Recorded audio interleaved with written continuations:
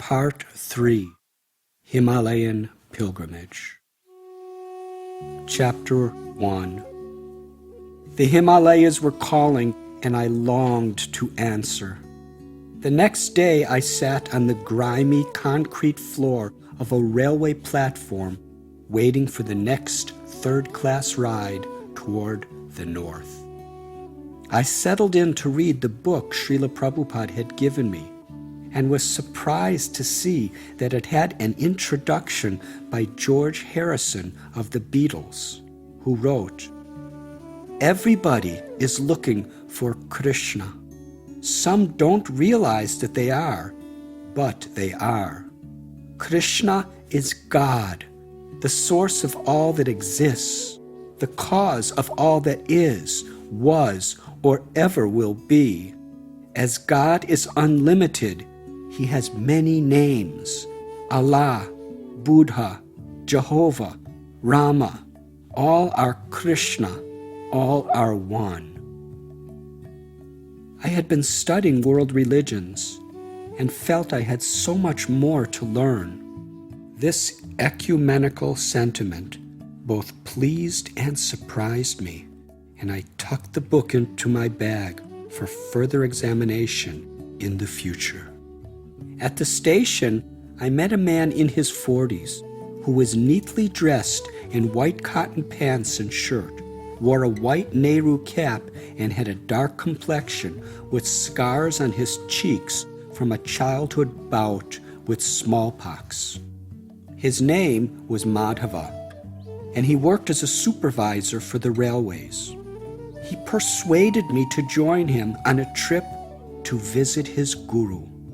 So from Bombay, we traveled a few hours east by bus to the holy site of Ganesh Puri. Upon arriving, he directed me. "Before meeting Guruji, you must be purified by bathing in the nearby hot sulfur springs." We approached 3 small ponds, simmering with dark, opaque water. Dozens of locals scrambled about, shouting to one another, while dozens more took their daily baths. Slowly, I submerged myself into smoking gray liquid that clung to my skin like oil, gradually adjusting to the burning heat and sour smell. Submerging myself up to the neck, the heat penetrated and revitalized my body and mind. Madhava then yelled out that I was now prepared to visit his guru. After I dressed, he led me to a small brick temple. Passing through the arched entrance, I found myself face to face with a large black and white photograph of a slightly heavy man with a shaved head who wore only a loincloth. He had a round face, prominent cheekbones, penetrating eyes, and white stubble covering his jaw. There Madhava informed me that this was his guru, Nityananda Baba, who had given up his mortal body 10 years before. Here in his sacred tomb or samadhi, his spirit could be felt with vibrancy more real than life. All around the samadhi, which was lit with oil lamps, perfumed with mogra incense, and decorated with yellow and orange marigolds, Nityananda Baba's followers sang God's names in unison. To my surprise, they were chanting the Hare Krishna mantra, the very one the river Ganges had revealed to me in the Himalayas, and which Srila Prabhupada had sung in Bombay. Chills ran through me. Nityananda Baba is worshipped by millions of followers in the states of Maharashtra and Karnataka. Madhava explained the details of his life, teachings, and miracles. In the latter part of the 19th century, while collecting wood in the jungle, a poor woman was attracted by the unusually loud cawing of crows in a densely wooded area. There she found an infant boy lying alone in the leaves. She entrusted the child to a barren woman who worked as a maidservant to a wealthy Brahmin. Even as a tiny boy, he was detached from the world, leaving his adoptive family at the age of 10 to become a spiritual renunciate. Nityananda Baba traveled far and wide by foot, always eager to serve those in need and enlighten the hearts of whomever he met. In his later years, he had settled here at Ganesh Puri. While meditating at his samadhi, the chant in the background, I felt the overpowering presence of Nityananda Baba, as if to assure me that his blessings were upon me. Several days later, I was led to a disciple of Nityananda Baba, who was building an ashram nearby. Small but rapidly growing, the hall of worship was located just off the roadside. As the door opened, the mantra to Shiva, Om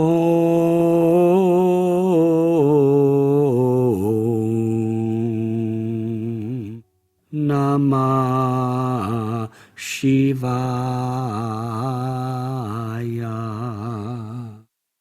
reverberated in a slow hypnotic chant. Inside, a couple dozen disciples, both from India and the West, were chanting in unison. String drones, called tamburas, made from hollow gourds, vibrated intensely. As the chanting faded into silence, everyone spilled out into a courtyard. I watched and waited. Then, as his disciples bowed down, their guru entered. He was 63 years old, with dark complexion, deep brown eyes, short, untrimmed hair and beard, and clothed in saffron robes. In his presence, his followers lit up with joy. I asked who he was. Swami Muktananda, I was told. Peering at me through his spectacles, the Swami addressed us through a translator. When I was 15, he began, I renounced my wealthy home for the life of a sadhu. I wandered to every holy place and at last met my Gurudev, Nityananda Baba. Smashing his right fist into his left palm, he exclaimed, Baba crushed my pride like no one else could do. Here he was describing the very thing I had been wondering and worrying about, which path or guru to choose and why. The audience, myself included, clung to his every word. He continued, Shaktipat initiation awakens the cosmic energy called Kundalini from the base of the spine. The Kundalini rises up the spine through the 7 energy chakras to the top of the head, where it merges into the Supreme. The surest means of awakening the Kundalini, Swami Muktananda said, is when a Siddha Guru, a perfected teacher, gives a mantra and transmits his or her Shakti directly to a disciple. He concluded, Become addicted to your mantra even more than an alcoholic toward his liquor. Never forget it. On one occasion, as I stood with Swami Muktananda on the roadside, a vicious dog, howling insanely, bearing its threatening fangs, came charging toward us. People shrieked and scattered. With a mere stare, Swami tamed the creature, and it meekly bowed its head. Blessing the dog, he turned to me and spoke through a translator. I have noted you to be a sincere sadhu. If you wish, I will initiate you into Shaktipat. Images of Tatwala Baba, the Nagaguru, and others who extended themselves in this way flashed through my mind. "Thank you, Swamiji," I replied, both startled and honored. But I vowed not to accept formal initiation from a guru until I'm convinced I will never leave his shelter. Nervously, I petted the dog. How part of me wished I could easily accept his generous offer. I continued, "I don't deserve your kindness, but I haven't made that decision." "I appreciate your sincerity," he said, gazing into my eyes. "God will guide you." Then, like a confirmation to his blessing, the once vicious dog licked my hand again and again. Madhava insisted that I travel to Goa, where the climate, he said, would be excellent for my health. He even offered to buy me a ticket by ship. It seemed like the arrangement of destiny, so I accompanied him to the docks in Bombay and boarded a crowded boat that carried me 250 miles south along the coast of the Arabian Sea. After plying smoothly for the better part of a day, I reached my destination, a tropical paradise with endless beaches of soft sand and balmy air scented with sea salt. Starting in the 16th century, Goa had been the headquarters of Portugal's Asian Empire. At that time, Saint Francis Xavier, a Jesuit priest, converted tens of thousands of locals to Christianity. In 1961, Indian troops invaded Goa, defeating the Portuguese forces. Arriving at the beachfront, I saw stretches of white sands, crystal seas, and scores of coconut trees. To pass the time, I traveled to Kalangut Beach, a haven for Westerners who rented inexpensive houses there. Walking the beach, I passed men and women kissing and groping each other, heard rock and roll blaring, and saw drugs openly consumed. It was the same old scene I had left behind in Europe, but it now seemed so alien, like something from a past life. Uninterested, I walked through the sand along the sea. I caught myself mentally criticizing them as if I were superior. I didn't want these thoughts, which exposed my own arrogance. I prayed to be purified from my own pollution of fault-finding. But it was so hard. Living with the animals in the jungles was so much easier, as they didn't so thoroughly expose my own shortcomings. About a kilometer farther, I came upon drug addicts, all from the West, scattered along the seashore, sticking needles in their arms. They had come so far to one of the most beautiful places on earth, only to suffer the miseries of addiction. Quickening my pace, I arrived at a small mountain at the end of the beach.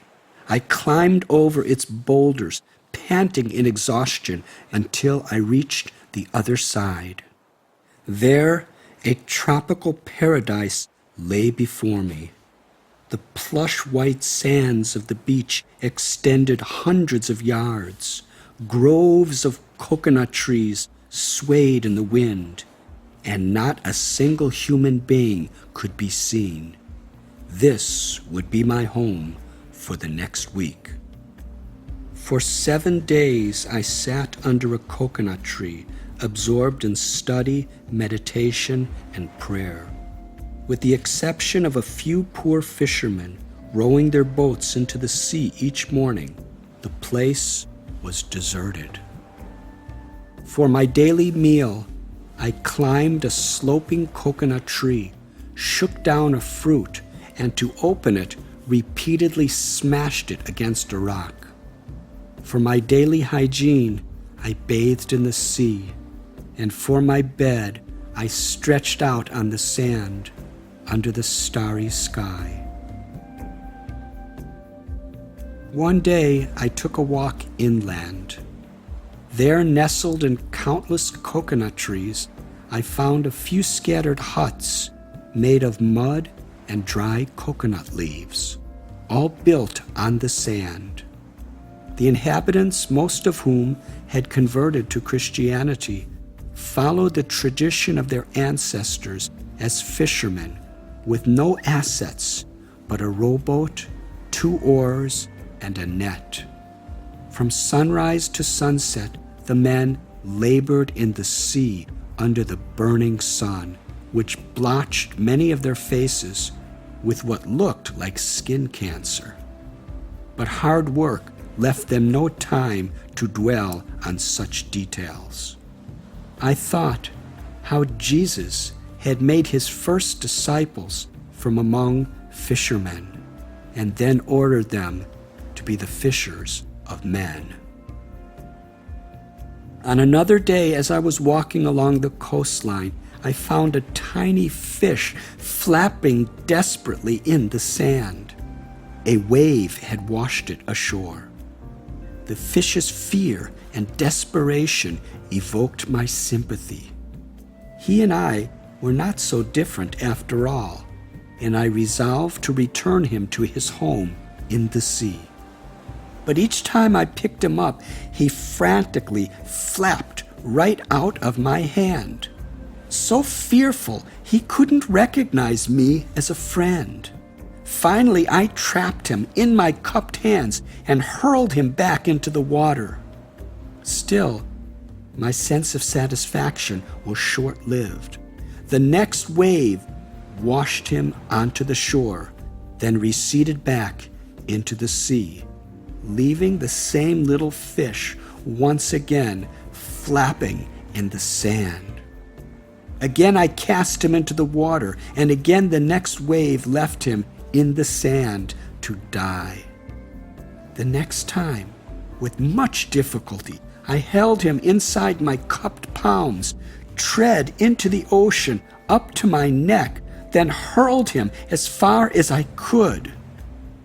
I returned to the shore and observed wave after wave washing in and out until I was satisfied that the little fish was safe. Walking some distance, I came upon a group of fishermen dragging a net from their boat onto the sand. The net was filled with hundreds of such little fish, flapping for life and doomed to the frying pan. What could I do? I stared soberly into the sea and walked by, immersed in thought. I thought, we are all like fish that have separated from the sea of divine consciousness. For a person to be happy outside his or her natural relation with God is like a fish trying to enjoy life outside of the water, on the dry sand. Holy people go to great extremes to help even one person to return to his or her natural spiritual consciousness, to the sea of true joy. But the net of Maya, or illusion, snatches away the minds of the masses, diverting us from our true self-interest. When I first set out on my spiritual journey, my idea had been to learn as much as possible from various paths and teachers, and then take from each path the practice that was most effective for me. This was a popular idea in the 1960s. But in India, I began to realize the superficiality of it. I had seen many spiritualists with this idea, but the depth of their realizations seemed vague. Those who impressed me as advanced had committed themselves to a particular path.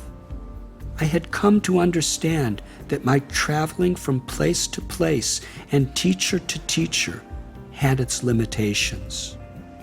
Part of my hesitation to accept initiation into one religion, I realized, had to do with a fear of division from others. Still, I knew I would need to choose in order to progress. Not doing so was becoming painful. But which path and which teacher were mine? How would I ever know for sure? I pondered. Already, many great teachers have enlightened me with knowledge of different paths and experiences I didn't deserve. I see spiritual beauty in all of them. Which direction should I go at this crossroads in my life?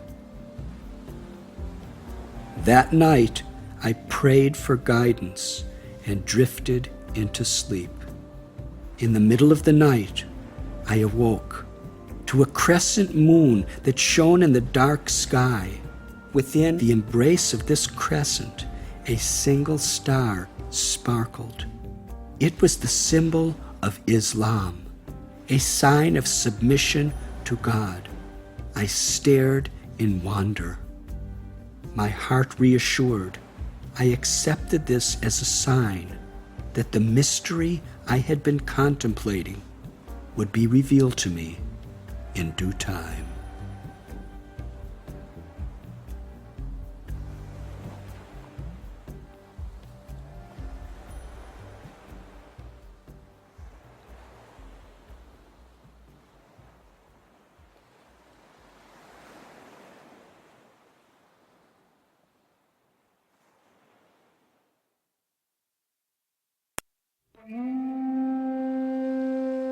Chapter 2. From Goa, I sailed back to Bombay and began my return journey to the Himalayas. I traveled by train to Delhi and then northwest to the town of Pathankot, near the border of Jammu and Kashmir state. From there, I journeyed east on the back of a truck to the Himalayan town of Dharamshala in Himachal Pradesh. Summer was approaching, and the forest was bursting with blooming flowers of orange, yellow, violet, and white. Huge ancient trees were cloaked in shining green leaves, and a constant buzz of wildlife energized the atmosphere. High on a mountain ridge above Dharamshala reigned McLeod Ganj, a Tibetan refugee camp and the home of the Dalai Lama of Tibet. In preparation for my pilgrimage to his mountaintop monastery, I read a book he had written entitled My Land and My People. I learned that Lamo Dondrub was born in 1935 in a simple Tibetan house made of stone and mud to a family of poor farmers. A search party of exalted monks was directed to this house by the regent of Tibet, who had a vision revealing that this was the place where the next Dalai Lama had been born. When the child was only 2, they came to the house in the guise of travelers seeking refuge. Around one monk's neck hung the beads of the previous Dalai Lama, which the child grabbed, claiming them to be his own. After several visits and consequent tests, the committee concluded it had found the 14th incarnation of Chenrezig, the Bodhisattva of compassion, who is believed to guide the Tibetan people spiritually and politically by reincarnating in each generation as the Dalai Lama. The boy was conveyed to the monastery in Lhasa, where he was groomed to be the head of state and spiritual leader of a nation. During the childhood years of his reign, Tibet flourished. But in 1950, the Chinese military invaded, and by 1959, the nation was torn by bitter agitation and violence. On the insistence of his people, who feared for his life, he had to flee from his beloved homeland. The Dalai Lama prayed in the temple of Lord Buddha and offered a shawl of white silk at the altar as a symbol of farewell with the intent to return. With a heavy heart, he shed his monk robes, and in the guise of a soldier, he escaped the palace in the dark of night. Through heavy snow, torrential rains, and bitter cold, he and his party trekked across the rugged mountains of Tibet like fugitives. All the while, his heart was breaking at the plight of his people, struck by disease, exhaustion, and what he referred to as unhappiness deeper than I can express. He crossed the border into India. Gripped by this amazing story of exile, fate, and overcoming hardship, I was compelled to see the place where the spiritual leader of Tibetan Buddhism had made his new home. By the time I arrived in 1971, McLeod-Ganj, nestled in the high forested mountains and steep valleys of the Himalayas, looked like a little Tibet. The refugees dressed in their traditional clothes and constructed wooden or brick buildings in the Tibetan style of architecture, with dragons and other mythical beings carved or painted in rich colors onto their pillars and arches. Yaks grazed on the hillsides, and a few scattered Western pilgrims found secluded places to meditate. Just as in Tibet, many of the men were Buddhist monks. In the center of the village, the faithful circumambulated a large rectangular area surrounded by prayer wheels, all the while spinning the wheels and chanting the mantra, Om Mani Padme Hum. I knew from my reading that the Tibetan Buddhists believed this mantra invoked the blessings of Chenrezig, the embodiment of compassion, and that all the teachings of Buddha were contained within it. The people in McLeod-Ganj were incredibly friendly. Glowing with smiles, they welcomed me wherever I went. Despite the hardships they had endured, and despite being refugees in a foreign land, they seemed at peace. I saw no beggars or cheaters among them. Everyone looked content. One family welcomed me into their small home and served me a Tibetan noodle soup called tupka and traditional tea made with yak's butter and salt. The tea was especially effective at keeping a person warm during the cold Himalayan nights. My heart was so charmed by the people here that I often spent hours just watching them perform their daily chores as they grinned at me from ear to ear. Not far from the Dalai Lama's house stood the temple of a magnificent deity of the Buddha sitting in the lotus posture. Both the monks and the common people worship this golden form of the Buddha by offering incense, bells, lamps, and gifts. The puja or worship ceremony fascinated me. The monks sat in 2 lines facing one another with the Buddha in the center. They read from scriptures inscribed on sheaves of unbound parchment leaves. Each leaf was placed on top of the previous as they recited ancient prayers in unison.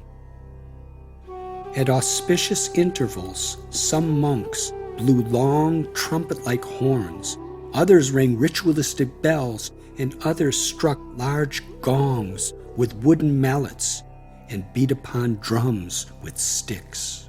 As the vibration reached its crescendo, a high priest ceremoniously raised a scepter crafted of intricately molded brass.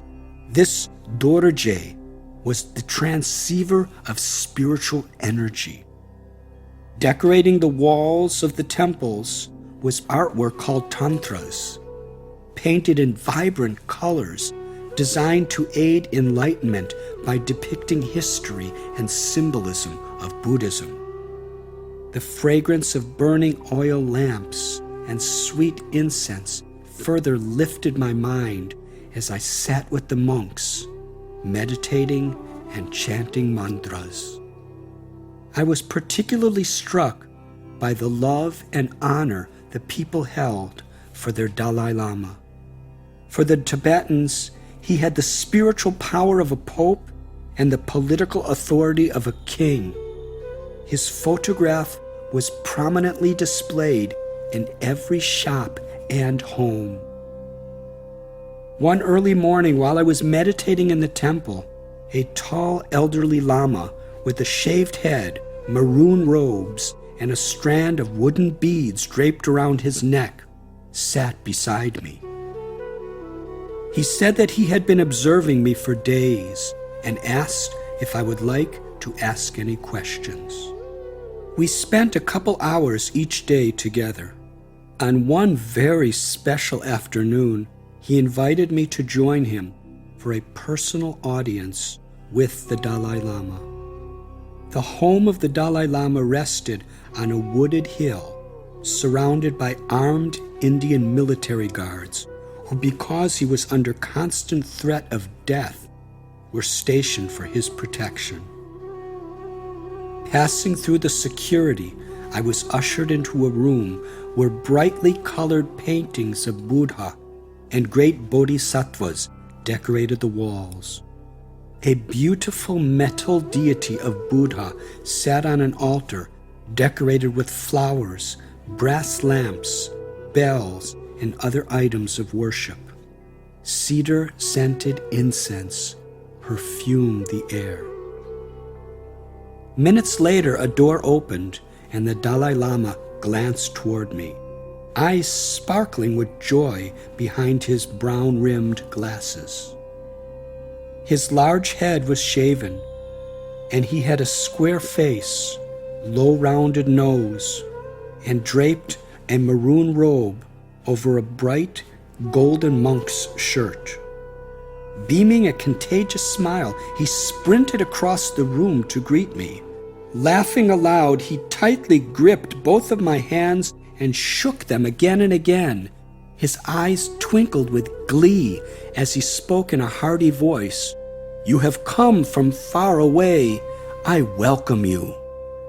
We sat on 2 chairs across from one another. With a childlike curiosity, he asked me about my life in America and why I had chosen the life of a sadhu. As I told my story, he listened to every word with rapt attention and concern. Wherever there was a trace of humor in my tale, his whole body shook with laughter, and he clapped his hands together. We spoke for perhaps a half hour. When I asked him about the condition of his people in Tibet, a wave of introspection then swept across his face, and tears welled in his eyes.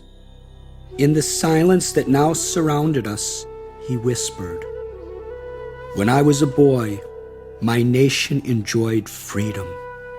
We were a happy and united people, and our spirituality was flourishing. He paused for a long moment. In sober silence, he lifted a teapot to offer me a cup of Tibetan tea. I watched as the streaming tea poured from the spout into my cup. The Dalai Lama then returned the teapot to its place and lowered his head in deep thought, as if looking with his mind's eye and feeling in his heart the strife of his people across the Himalayan peaks in Tibet. He added tenderly, "We owe a great debt to India for providing shelter to thousands of our people." The universal quality of religion, he went on, is compassion to other living beings. To sacrifice for the good of others is true Dharma.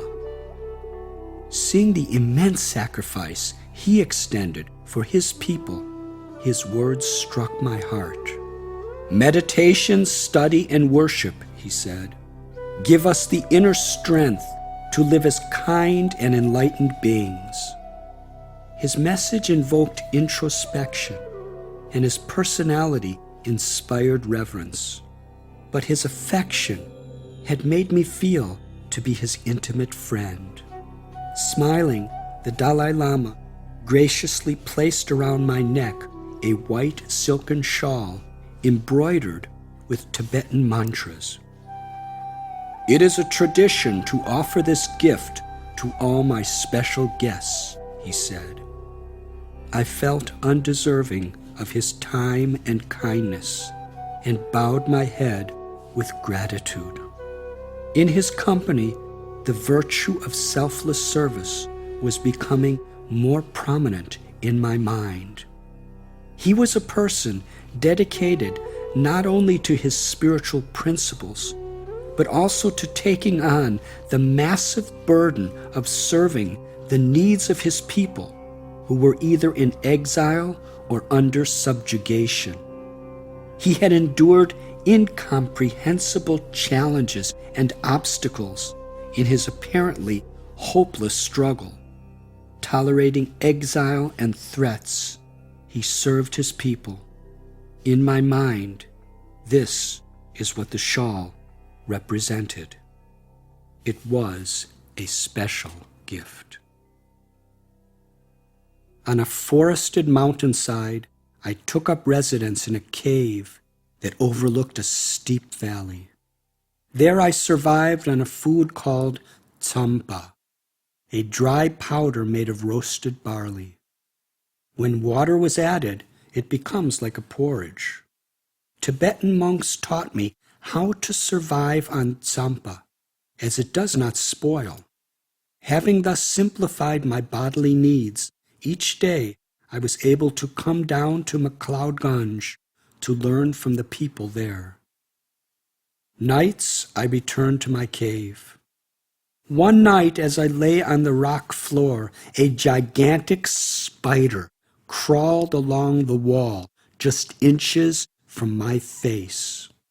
It moved its hairy black body slowly, lifting one leg at a time, until it disappeared into a hole about 6 inches from my face. As a small child, I had been terrified of spiders.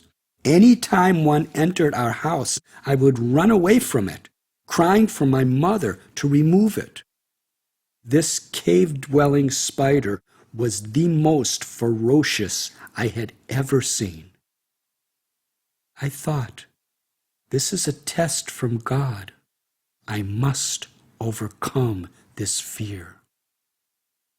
From that night on, the two of us respectfully shared the cave. From where I meditated, I noticed cobras occasionally slithering about in the forest. At times, I had other roommates as well. One night, a huge scorpion fell from the ceiling, inches from me. It wagged its deadly stinger from side to side. At that moment, my only candle burned its last, and the cave became pitch black. I felt it unwise to move, and so sat motionless in the darkness for a long time. In this state, I recalled fatherly Kailash Baba and how he taught me the proper consciousness around snakes and scorpions. Breathing slowly, I prayed to God to help me overcome judgment, hatred, and fear.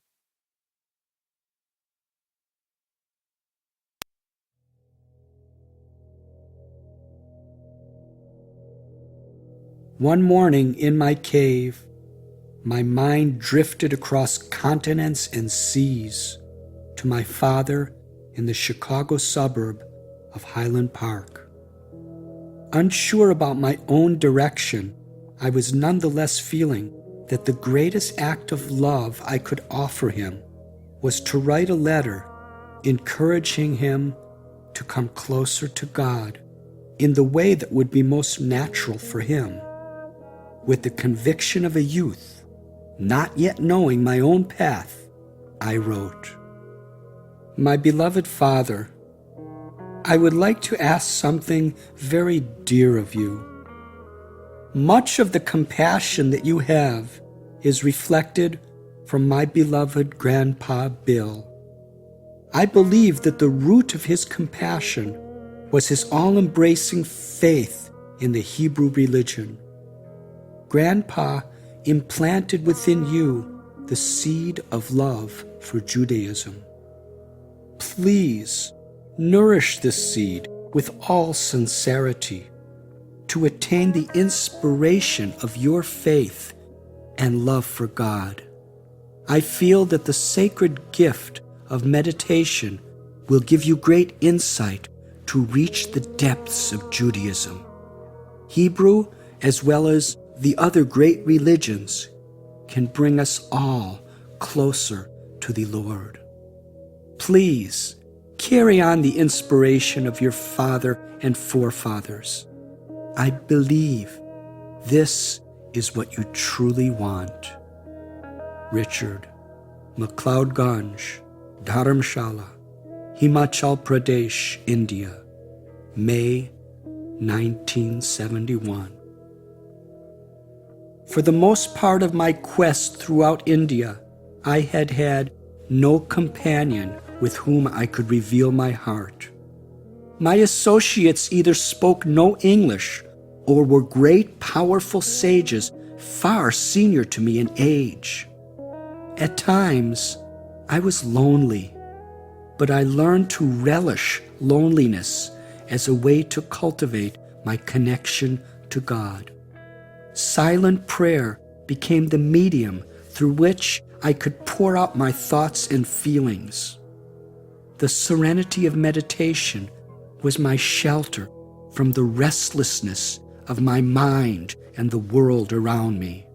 While reassuring my family about my welfare, I was often impelled to use these letters to open my heart, even to recipients who might find my words difficult to comprehend. Sometimes, too, I would reveal my heart onto a small writing pad.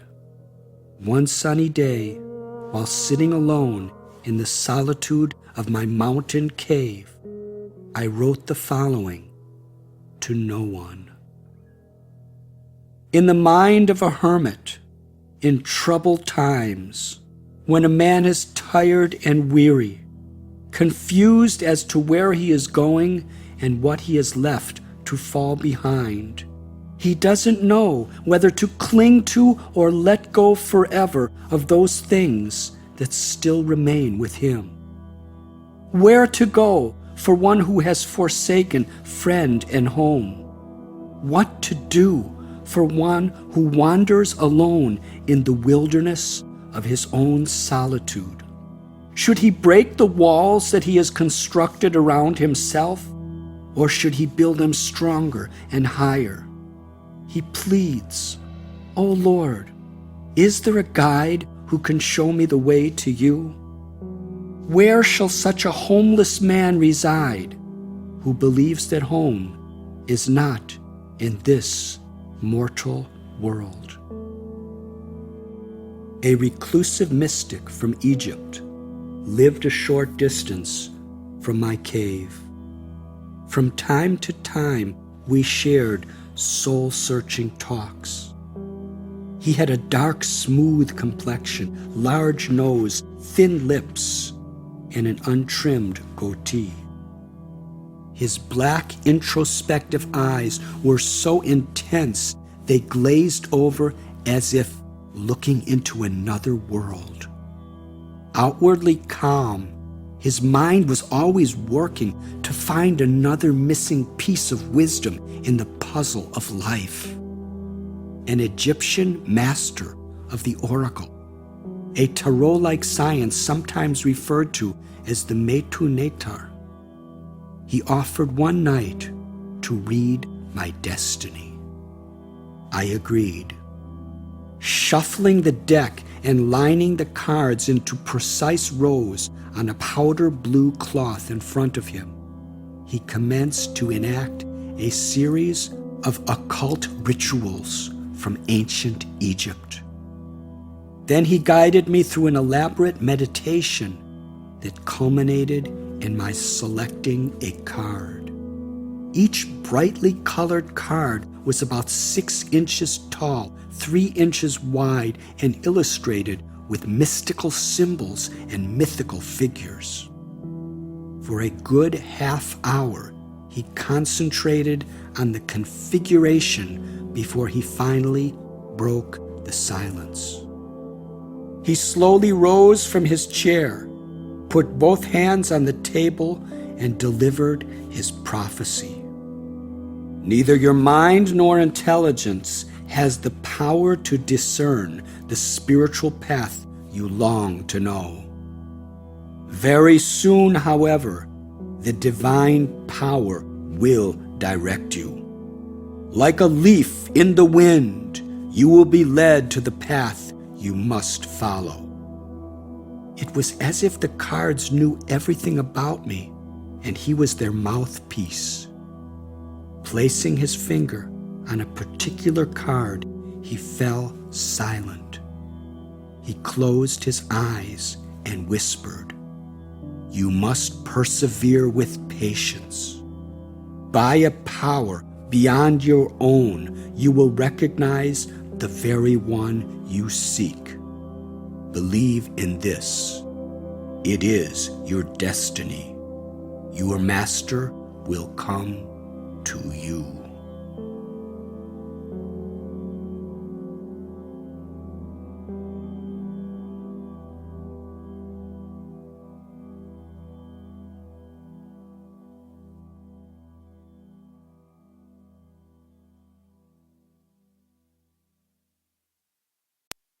Chapter 3. I bade farewell to the haven of peace at McLeod Ganj. I would never forget the joy and kindness I received there. But I felt driven to experience more of the holy places of India, to expose myself to even more practices and traditions in hopes that my destiny would indeed reveal itself.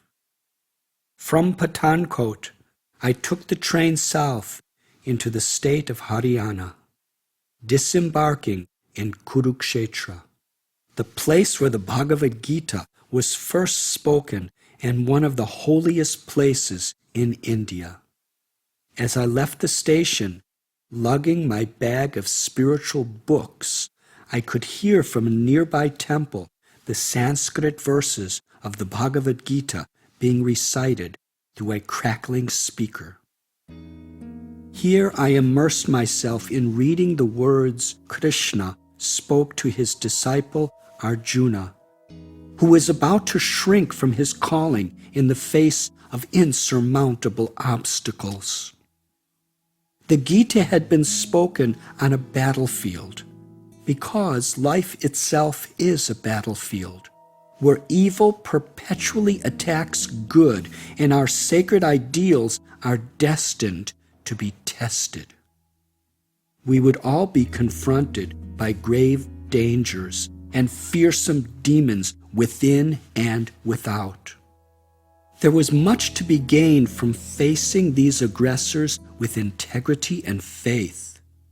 Krishna's timeless call culminated in the practice of selfless devotion, determination, and spiritual absorption as the means to access a power beyond our own to overcome all fear.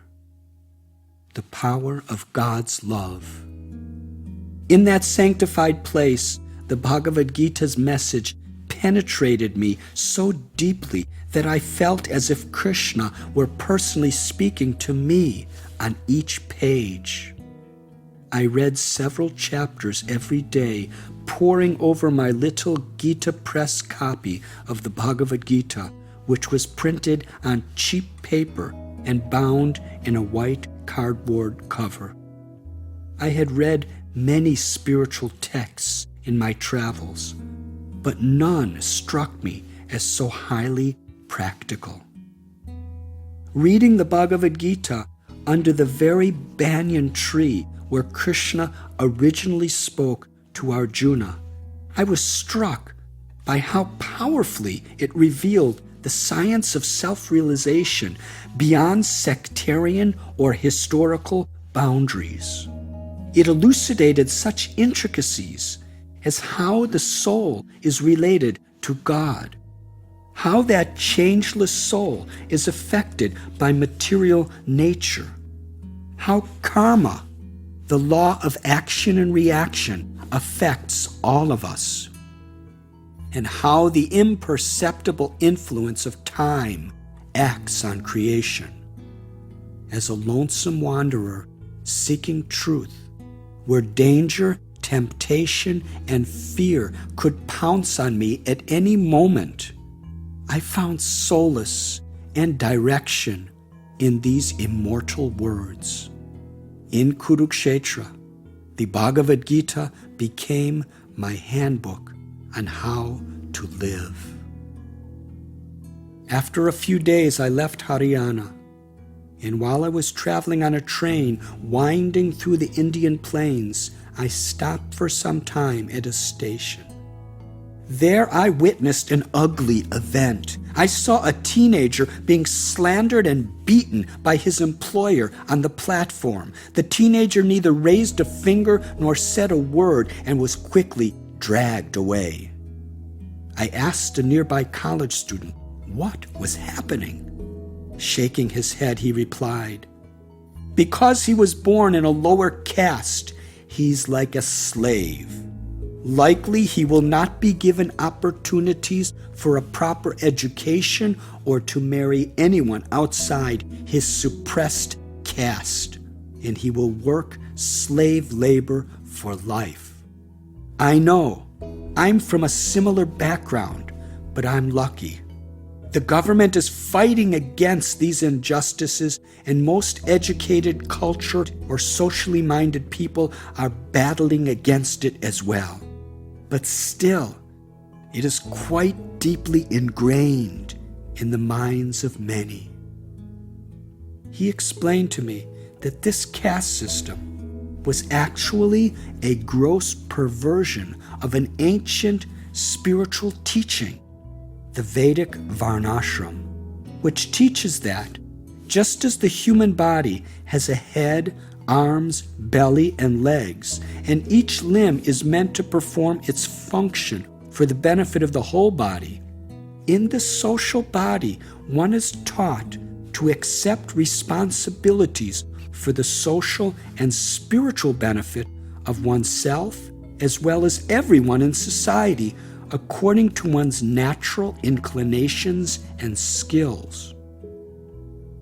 The Vedic Varnashram was meant to encourage, empower, and unify everyone.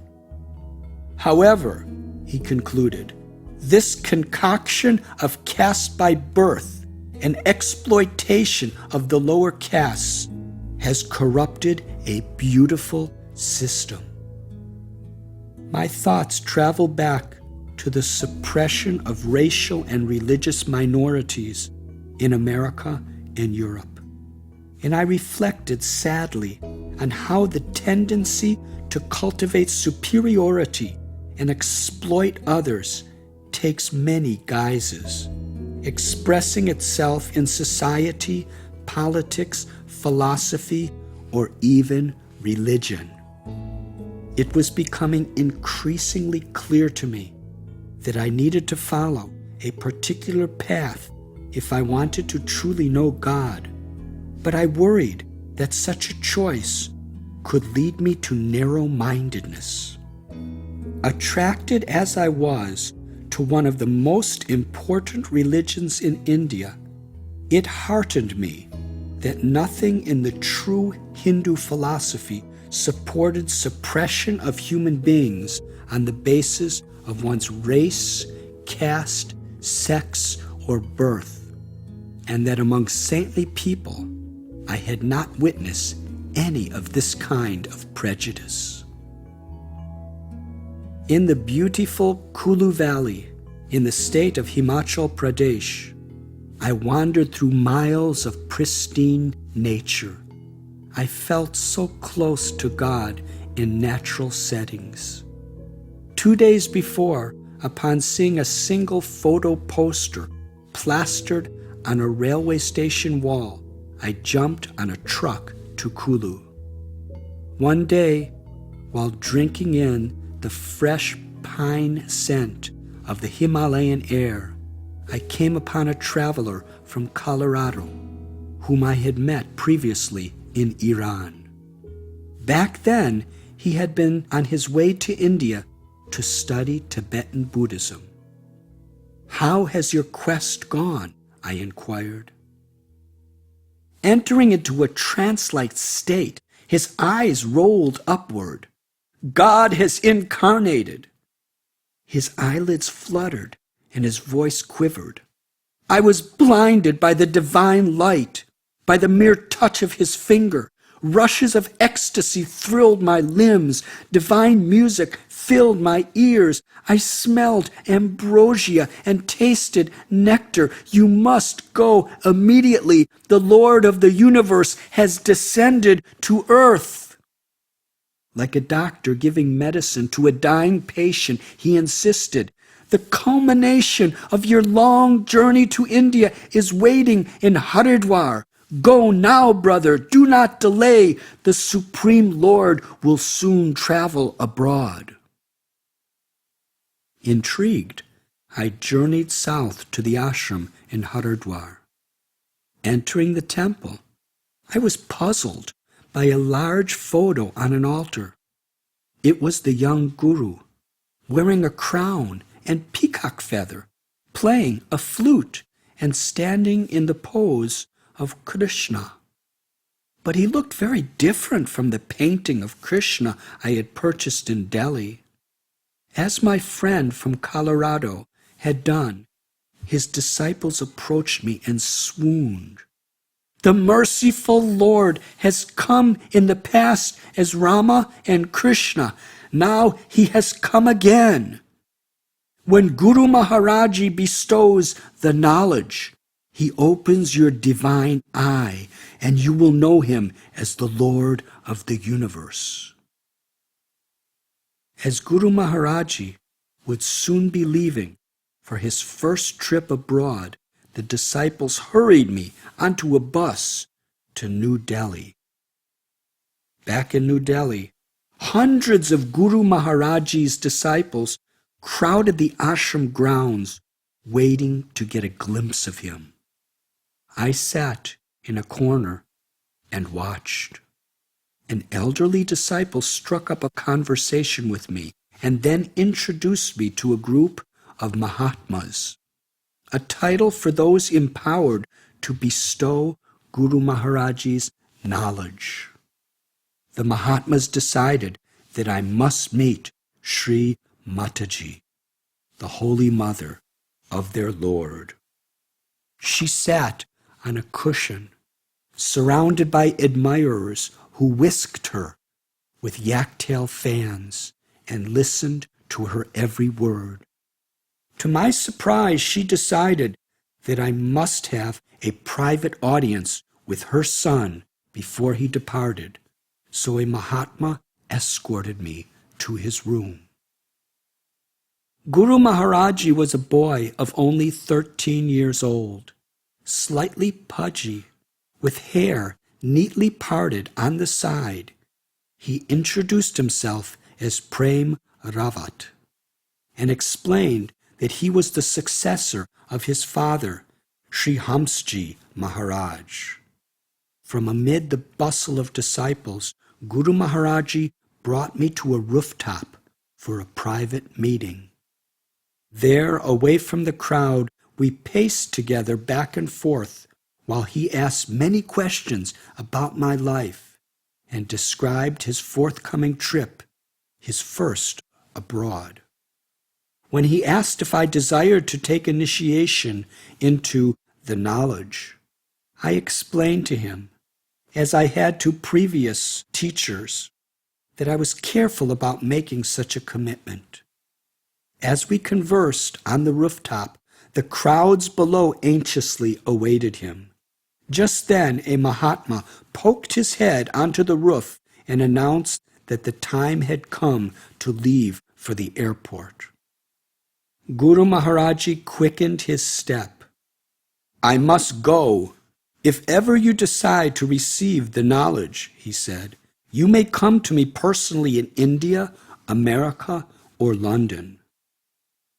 With thousands looking on, we came down the stairs. I stepped to the sidelines as Guru Maharaji, with much fanfare, blessed his flock and departed by car.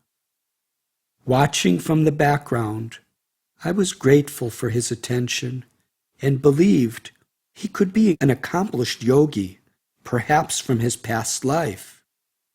But when I looked inside myself, there was no inclination to accept him as Krishna, the Supreme Lord of the universe. Who God is, I thought, is a serious subject, not to be taken lightly. During the course of my travels, I had become quite attached to the spiritual books I carried. I had gradually gathered a small library in a cloth bag. Except for this heavy bag of books, my only possession was a begging bowl and a branch used as a walking stick. Many times I considered reducing the weight of this burden, but every time I looked through the books, trying to decide which ones to give away, I found I could not part with a single one. Among them were the Bhagavad Gita, Bible, Upanishads, Autobiography of a Yogi, books on Buddhism, one by Shankaracharya, and the Krishna book, personally given by Srila Prabhupada. Because each was special to me, and I worried I might never find it again, I lugged this bag of books wherever I went, often exhausted from the load. Now, near Connaught Circus in New Delhi, I set the books down on a street corner. Auto rickshaws zoom by, spewing trails of black diesel smoke. Cars jam the street, each trying to squeeze ahead of the other. Bicycle rickshaws, hand carts, and ox-driven bullocks moseyed by, while battered trucks blared their horns and blasted out clouds of carbon monoxide. Amid it all, I waited for the traffic light to turn green. Suddenly, a man stormed at me, grabbed the back of my neck with a vice grip, and stuck a metal stick into the hole of my ear. He gouged me deeply, scratching away painfully. I shivered. Who is this man? What is he doing? Would he puncture my eardrum? He kept gouging, and I was totally under his control, afraid to move. Next, he released my neck, yanked the metal out from my ear, and held it up for me to see. Attached to his stick was a big lump of earwax. I was delighted, as I could hear better than I had in years, at least in one ear. He then demanded 1 rupee as the price to clean the other ear. But I had nothing.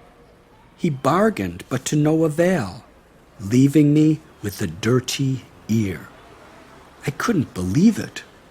I had no idea how filthy my ear had been until I felt what it was like to have it clean, especially compared to the other one. With a rueful smile, I drew a parallel to the spiritual journey. Perhaps, I thought, the dirty wax of egotism accumulated in the heart prevents us from clearly hearing the Lord's voice within.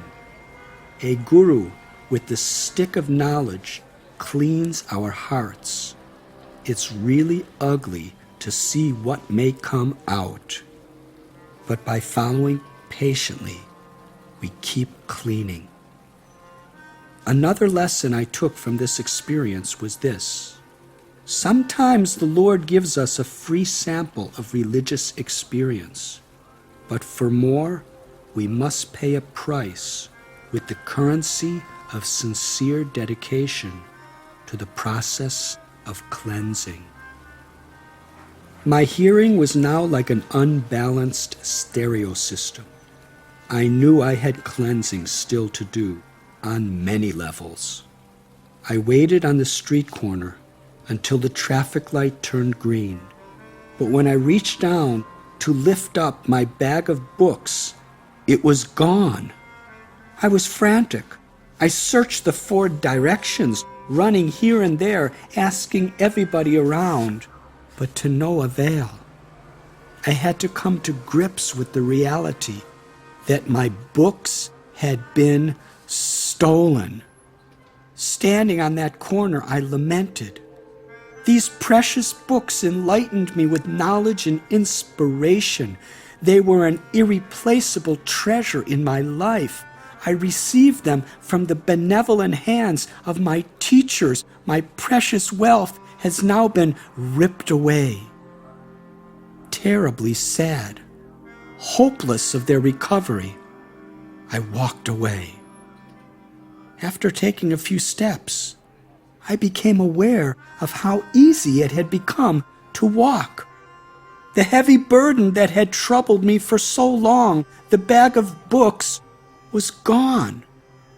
Just as suddenly as I had felt despair, I felt liberated. Almost skipping, I reflected. The nature of the mind is to interpret non-essentials essential. The mind creates artificial needs, believing it cannot live without them. In this way, we carry a great burden of attachments throughout our life. Attachment is itself a great burden on our minds.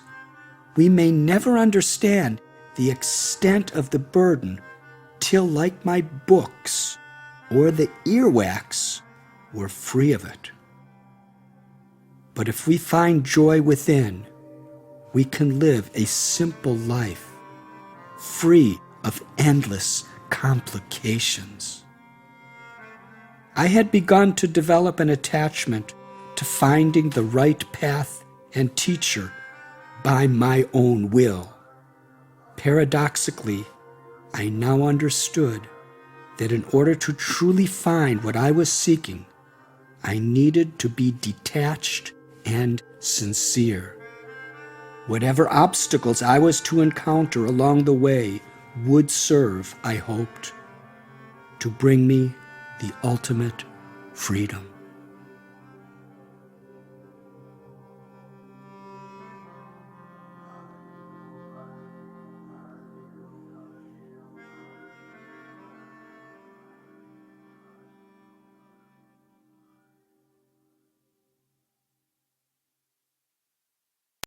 Chapter 4.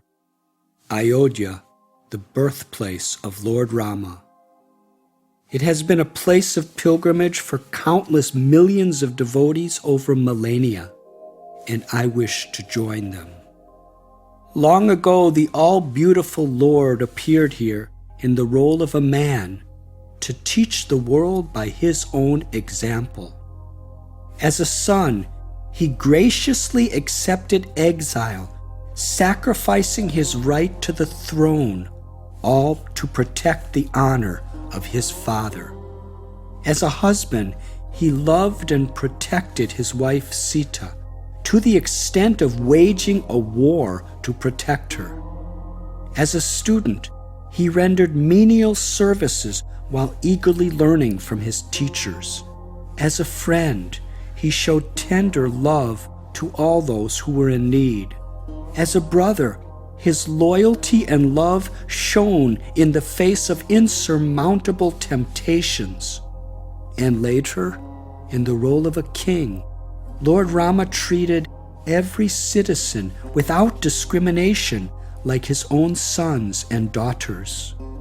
All of these attributes were meant to teach us the responsibilities we have in our relationships and to endear our hearts to love the Lord.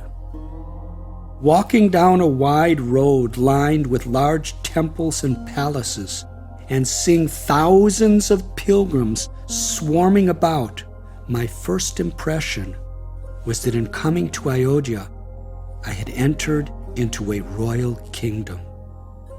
Each night I slept on the earthen bank of the river Sarayu. One morning, after my bath, I walked with great anticipation to the site of Lord Rama's birth. Little did I know I had stumbled onto one of the biggest sites of crisis in the world. Were my eyes deceiving me? A place of pilgrimage, worshipped by hundreds of millions, the sacred birthplace of Lord Rama, was marked with an abandoned mosque, enclosed by coils of barbed wire fencing and patrolled by soldiers armed with rifles, bayonets, and hand grenades. Outside the fence, about a dozen sadhus sat on a wooden platform chanting the holy names of Lord Rama. Confused, I inquired into what was happening here, but none of the sadhus spoke English. Finally, someone gave me a pamphlet written in English. It explained that Janmabhoomi was Lord Rama's birthplace, and that long ago a magnificent Ram temple stood here. But a Mughal conqueror built a mosque in its place, and over the years Hindus and Muslims had battled over ownership of the land. Finally, to subdue the bloody Hindu-Muslim conflict, the government had seized control. The pamphlet read, "Today, guarded by heavily armed military, no one is allowed entrance into the area." The pamphlet concluded, "That is why these sadhus have vowed to loudly sing the holy names of Rama constantly until the Hindus are given access." Recalling similar tensions brewing in Jerusalem at the disputed Dome of the Rock, I faced the huge steel lock on the gate and reflected on worldwide politics and bloodshed. In my travels, looking for the love of God, I had discovered a unique beauty in all of the world's religions. But hateful aggression in the name of God is also a sad reality of this world. It is the way of those attached to external forms without understanding the essence. The essence is one, unconditional love of God. The symptoms of any true follower are faith, self-control, love, and compassion. Looking through the barbed wire, I saw a wooden table at the entrance of the abandoned mosque. On it was a painting of Lord Rama. A soldier in full military attire marched toward it, leather boots stomping the dusty ground. He had a rifle with an attached bayonet slung over his shoulder and bullets strapped across his chest. Bowing down in prayer, he carefully placed a garland of marigolds around the painting. Under the circumstances, he was the temple priest. I watched in wonder. It was in Ayodhya that I was given an English translation of the Ramayana, which I read daily on the bank of the Sarayu River. This ancient scripture recounts the life and teachings of Lord Rama. While I still had a tendency to meditate on the all-pervading, impersonal truth, I was slowly finding my heart irresistibly drawn to the personal qualities of the Lord. Reading about the loving exchanges between Rama and his devotees drew my mind closer to the path of devotion. He was such a wonderful role model, teaching us how to be a spiritual person, but also active in the world of family and society. At the time of my departure, I thanked Holy Ayodhya and prayed that I would never forget the treasured gifts I received. My pilgrimage next led me southeast to Prayag, praised as the king of holy places. This was home of the Kumbh Mela, the largest gathering on earth, where up to 20 million pilgrims gather every 12 years to meet saintly people and take a religious purification bath. Prayag is situated at the confluence of 3 rivers, the Ganges, Yamuna, and Saraswati.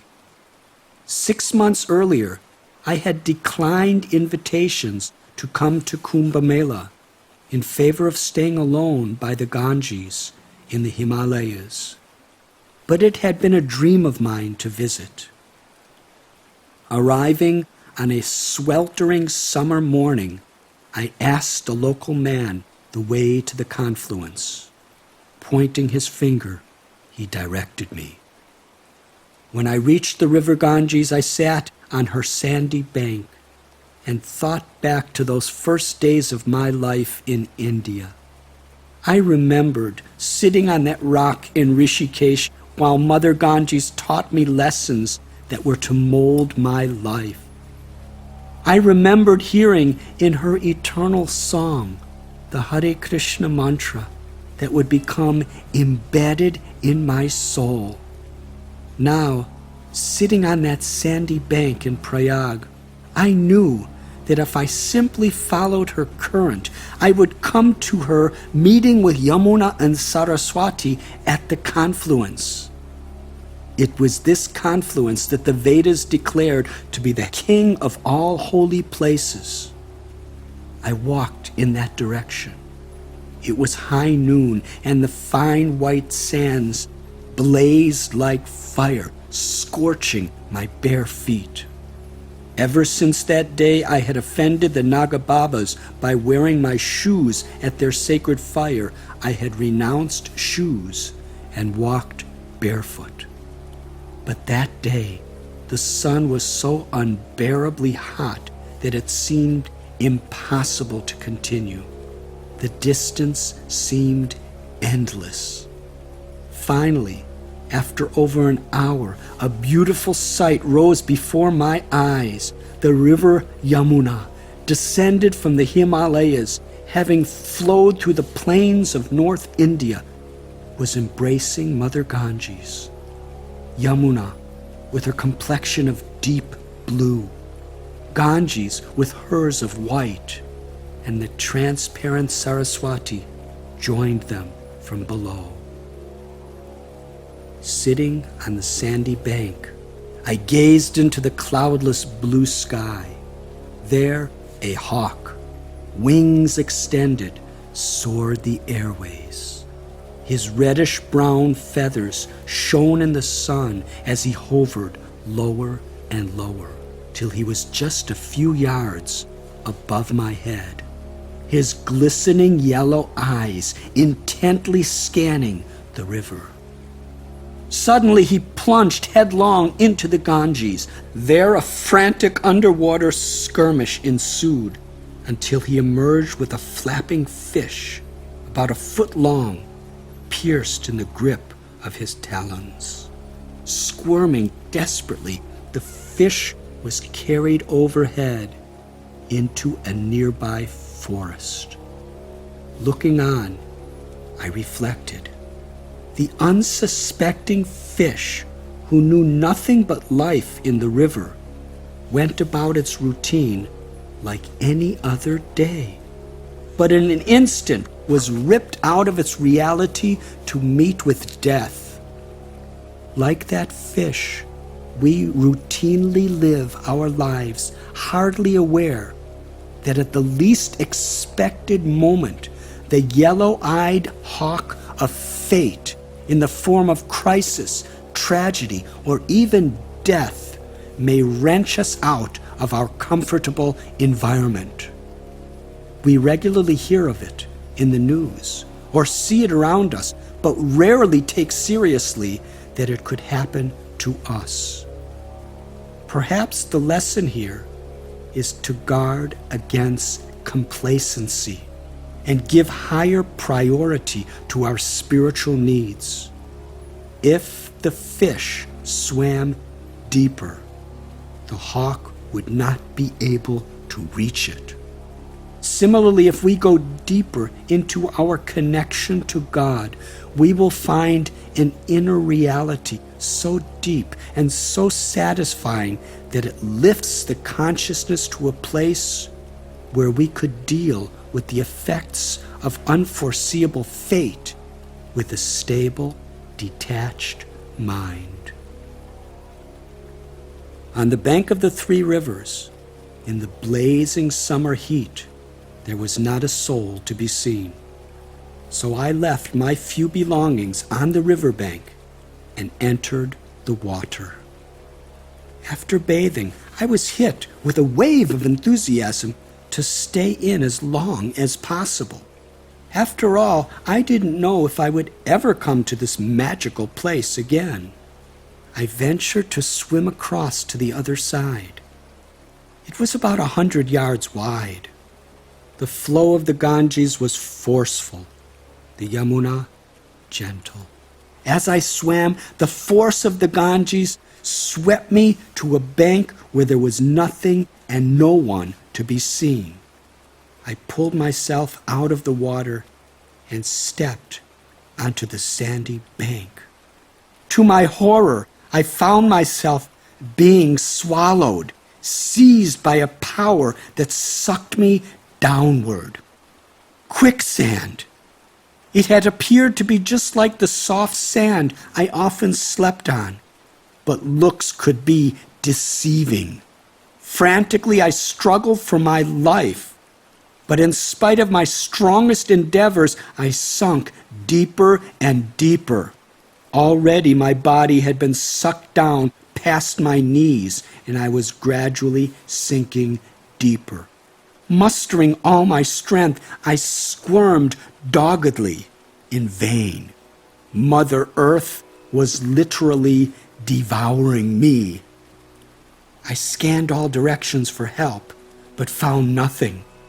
And then, to my left, I caught sight of a leafless bush. With a desperate lunge, I grabbed onto it as my single hope for survival. It was a thorn bush.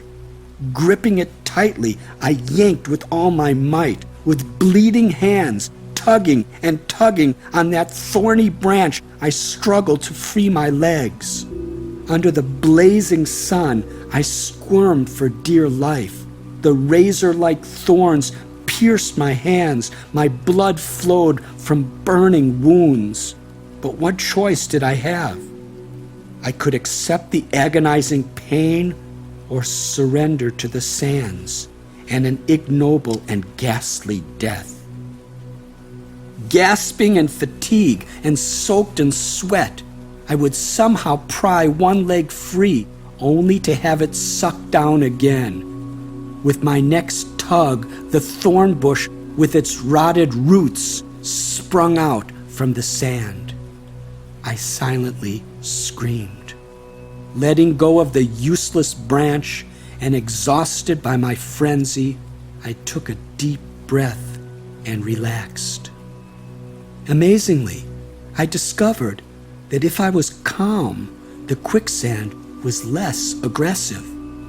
I laid my torso flat on the sand and found that I could almost float in that position. It was not a solution, but it did give me some time. Inch by inch, in slow motion, I raised my legs. Finally, at a snail's pace, I wormed my way back into the river. I was free, or so I thought. Now all I had to do was swim across Yamuna's mild current. But that meant challenging the mighty current of the Ganges head on. No matter how hard I swam, Mother Ganges kept forcing me back toward the quicksand. Exhaustion was threatening to overtake me. I could no longer fight against the current. I toiled feverishly, but still I was moving backwards. My arms were fatigued, almost to the point of paralysis. Still, I strained to keep body and soul engaged in a battle I was not winning. My destination was so distant I could barely see it. Struggling for survival, I prayed. Suddenly, hope appeared. About 200 feet ahead, a small fishing boat passed. There on the deck stood a shriveled man with a white beard wearing a red turban. Still chopping against the current, I screamed out to him again and again for help. Will he hear me? I continued crying out for help as my strength faded. Finally, he spotted me. Smiling, he waved his hand in a forward direction. Then, still smiling, he glided right past me, leaving me to drown. Involuntarily swallowing more and more water, I now lost all hope. Even my hopes died.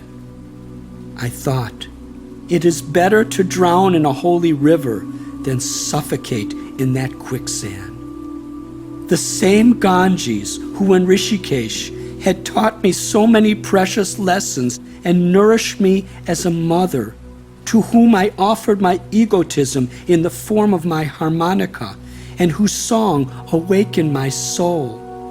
To her I now offered my life. Prayer was the only thing I had left. Then something wonderful happened. Submerged underwater, on the verge of death, a beautiful song awakened in my heart. Hare Krishna, Krishna Krishna, Hare Hare, Hare Rama, Rama Rama, Hare Hare. Just as the Ganges first revealed this mantra to me, she was revealing it again at the hour of my greatest need. Silently reciting this mantra, I resigned myself to die in a holy place. The mantra brought me into a state of peace beyond fear. Then, like the rising sun, a thought appeared in my mind. I thought, why did that fisherman wave his hand forward? What did it mean? Suddenly, I understood. He was saying, Do not fight against Mother Ganges. Go across her current by swimming with the current of the Yamuna. In my passion to survive, I'd not thought of that. That fisherman's wave saved my life. As I was carried across the Ganges, I was seized by worry once more. I had left my passport and whatever little I carried alone on the other side of the riverbank. Now I was swimming in the opposite direction. Would my things be there when I returned? And then it occurred to me, why brood over such a trifle? Moments before, death was threatening my life, and with only the passport of God's names, I crossed over and was saved. Hours later, when I made it back to the other shore where I had left my things, evening was beginning to fall, and hundreds of people were scrambling to take a bath. My belongings sat in their midst, unmolested. Surrounded by the noisy crowds, I sat on the sandy banks. I thought, in the morning, the sand scorched me like blazing fire, and later was greedy to devour me. But now the same sand is cool and soft and gives me shelter. Like sand, a person influenced by circumstances can become viciously envious or affectionately kind. Our company and surroundings have a crucial effect on our consciousness. How important it is to be an instrument to bring out the inherent good of each other rather than the worst. So much wisdom is being whispered through every grain of sand. If only I have the ears to hear.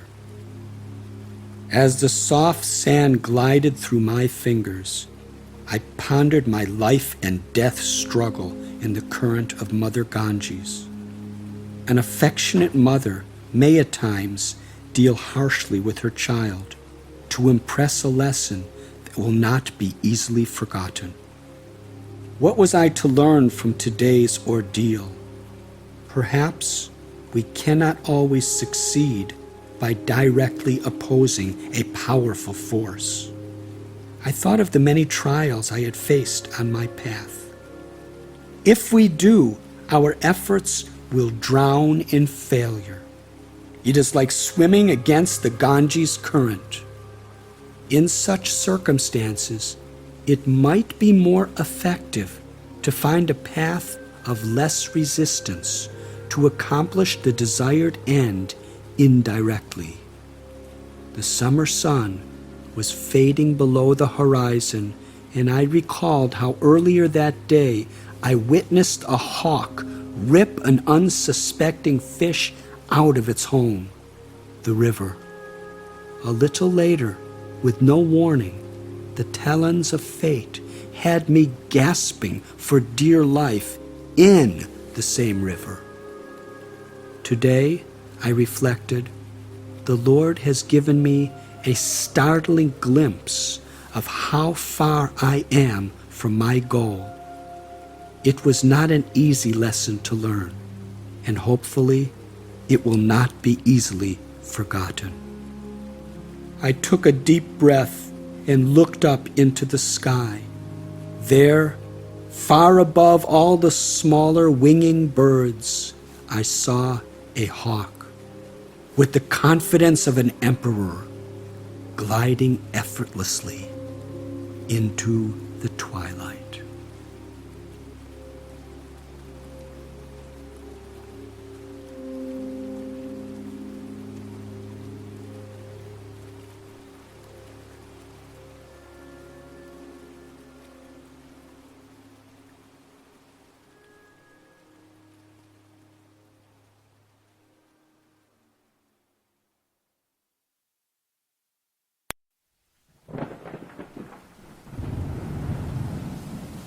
Chapter 5.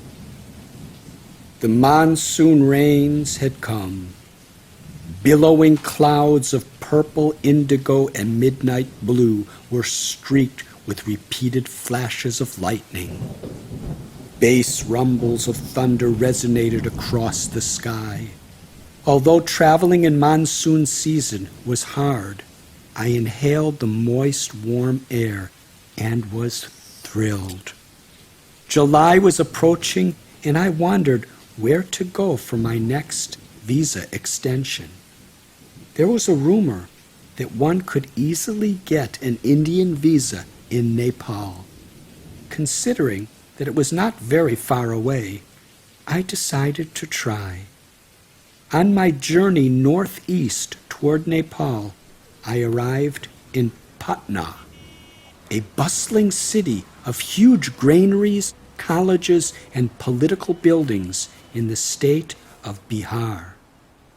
I meandered to the river Ganges and slept on the river's bank at the collectory ghat, where Mother Ganges looked as wide as a sea and was awakened by the rays of the rising sun and the sound of hundreds of people singing songs while preparing to take their baths.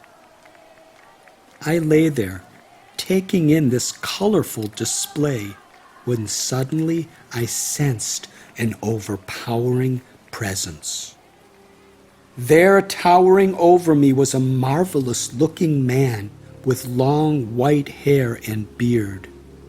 I felt to be face to face with a classical holy man of ancient lore.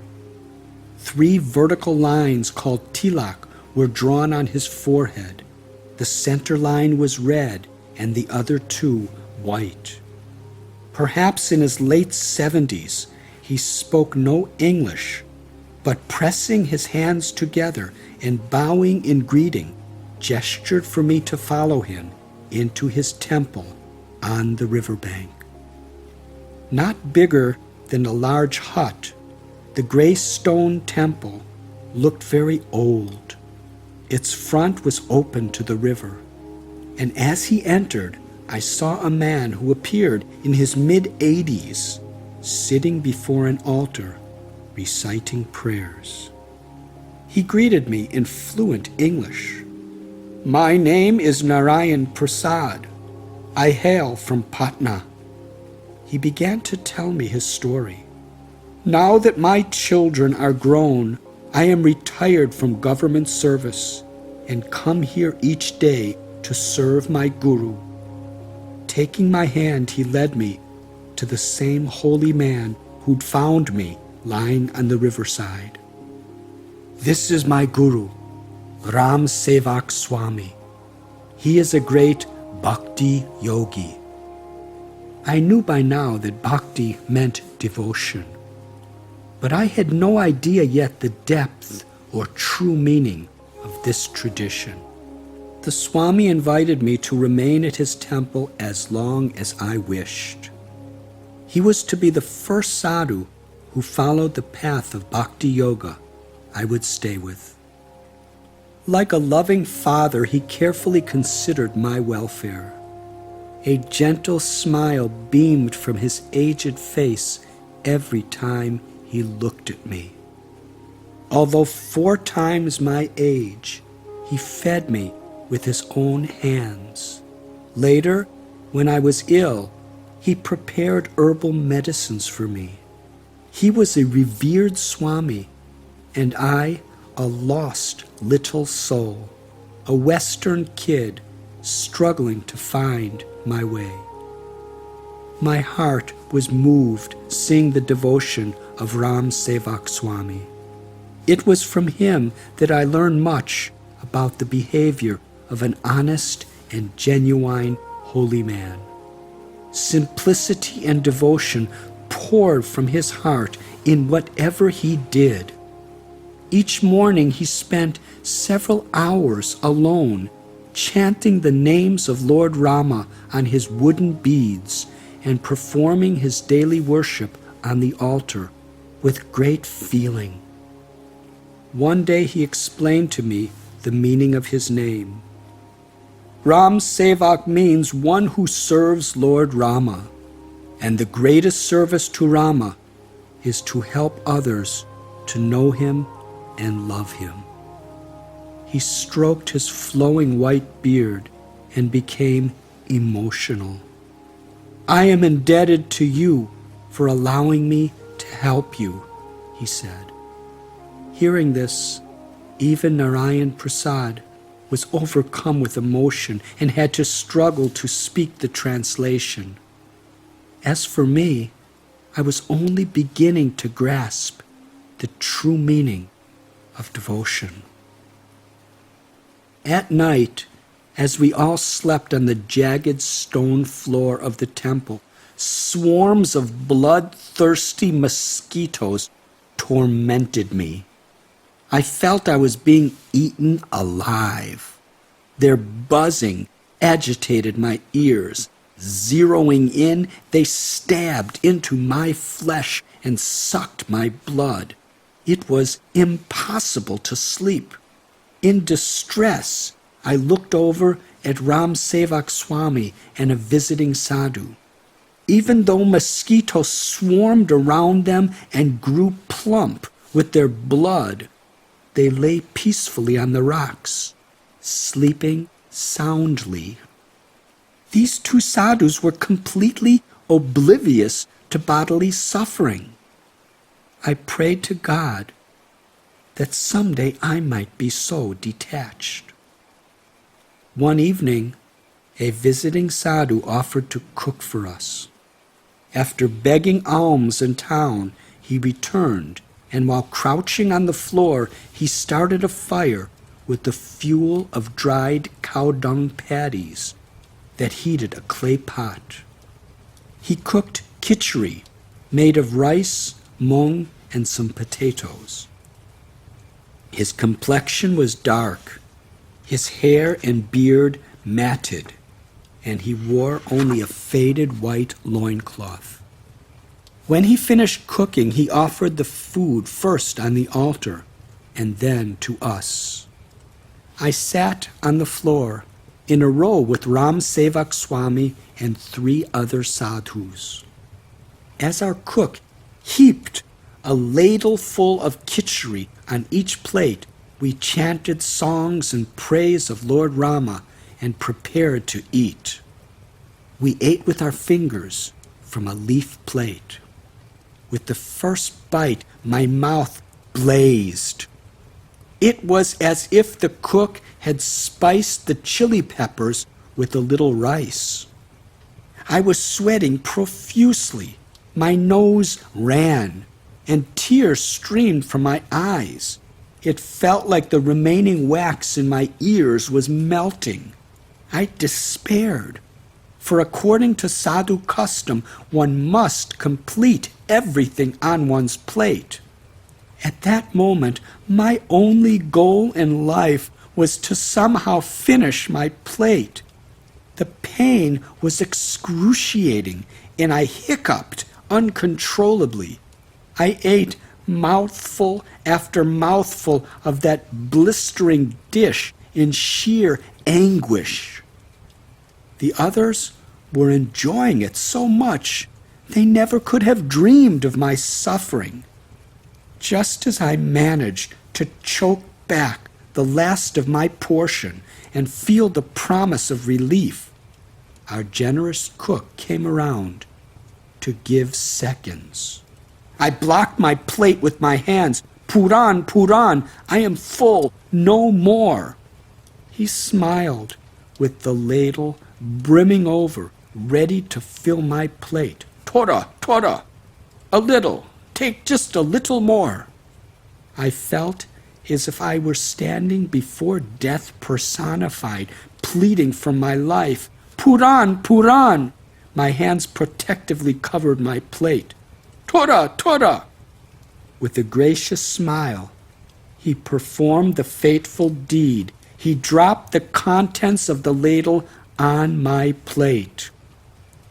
My mind reeling, I somehow completed the fiery food and breathed a sigh of relief.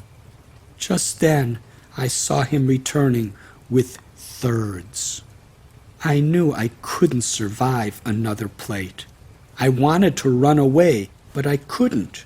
The etiquette among sadhus is that no one gets up until all others have completed. He dipped the ladle into the pot and filled it with what looked like a ladle full of chilies.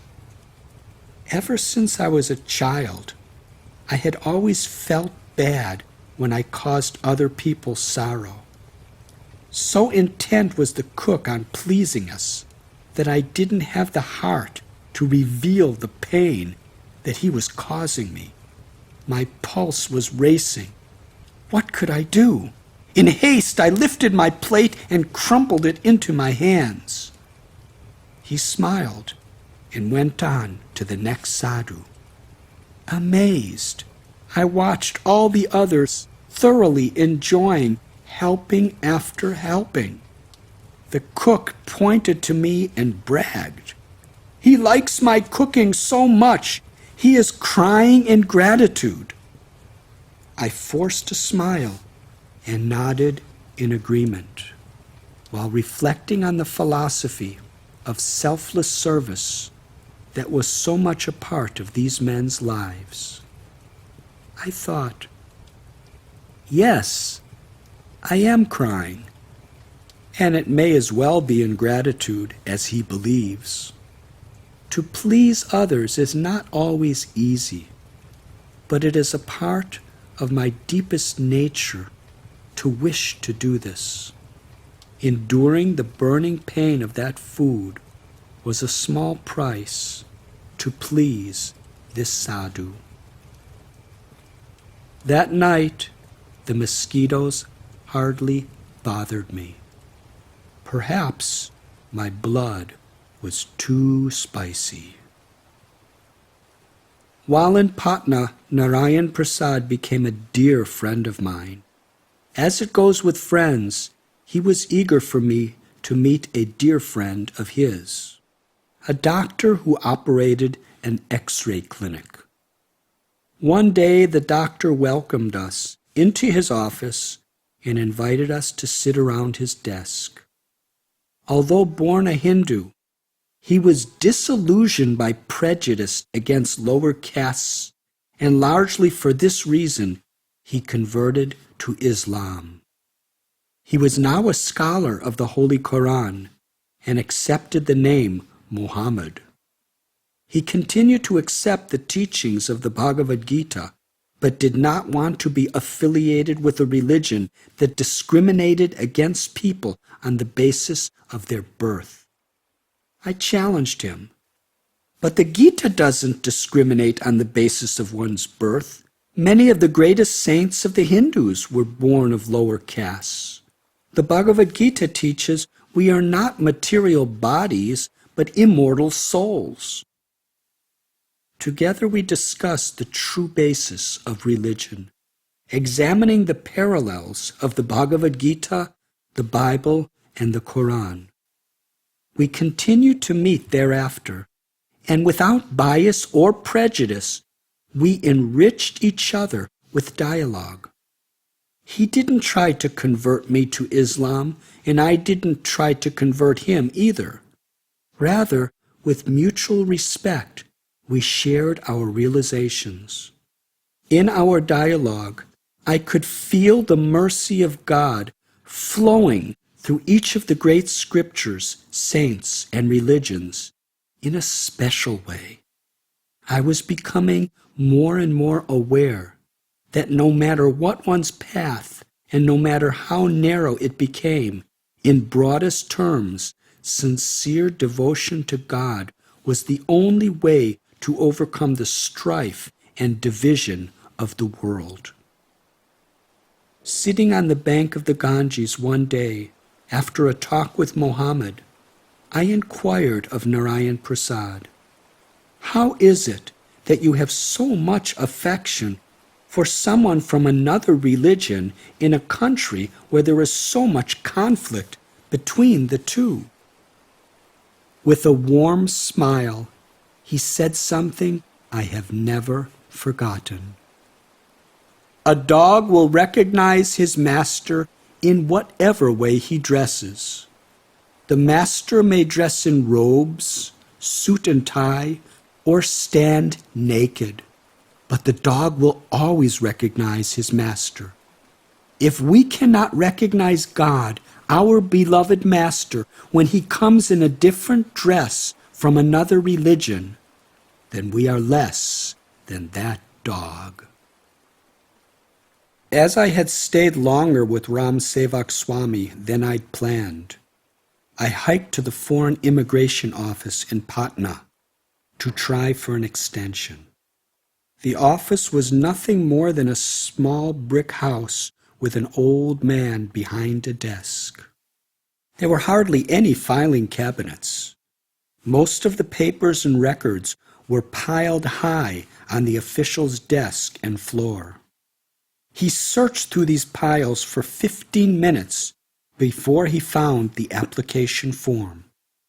After filling out the application, I handed over my passport. He studied it for a moment, then in a flat, bureaucratic tone said, "Your visa cannot be extended beyond the current expiration date." His words left me dumbstruck. To leave my adopted motherland would be unbearable. I pleaded with him again and again, but he stuck to his official response. It seemed hopeless. I prayed. At that moment I saw a painting of Lord Rama on the wall behind him. Meekly I addressed the man. "Sir, in the country I come from, everybody eats cows." His jaw dropped and eyes opened wide. "What? Killing our sacred cow? How horrible!" "Sir, in the country I am from, boys and girls often live together without marriage." He shook his head in disapproval and clicked his tongue. "Uncivilized!" "I shudder to tell you this, sir, but no one in my country has ever even heard the name of Rama." He could not believe his ears. Reaching across the desk, he grabbed my hands in his and said, "You must never go back to that horrible place." "But if you don't extend my visa, I must go back to that place. I came to India to seek shelter of your beloved Lord Rama." He pushed his chair back, jumped up, and declared, "I am Rama's devotee. It is my duty to protect you." With these words, he stamped a new visa on my passport. Each morning at Ram Sevak Swami's ashram, 5 sadhus would gather in the temple to read in Hindi from the Ramayana, the story of Lord Rama. I could understand only a few words here and there, but Narayan Prasad promised me that he would translate whatever was spoken after the session. For 3 hours, the sadhus sat in rapt attention as emotions flooded their hearts. Sometimes they shook in laughter. Other times they wept with joy or sorrow. Still at other times, they sat motionless in suspense, fear, and wonder. I was starving to hear the story that affected them so.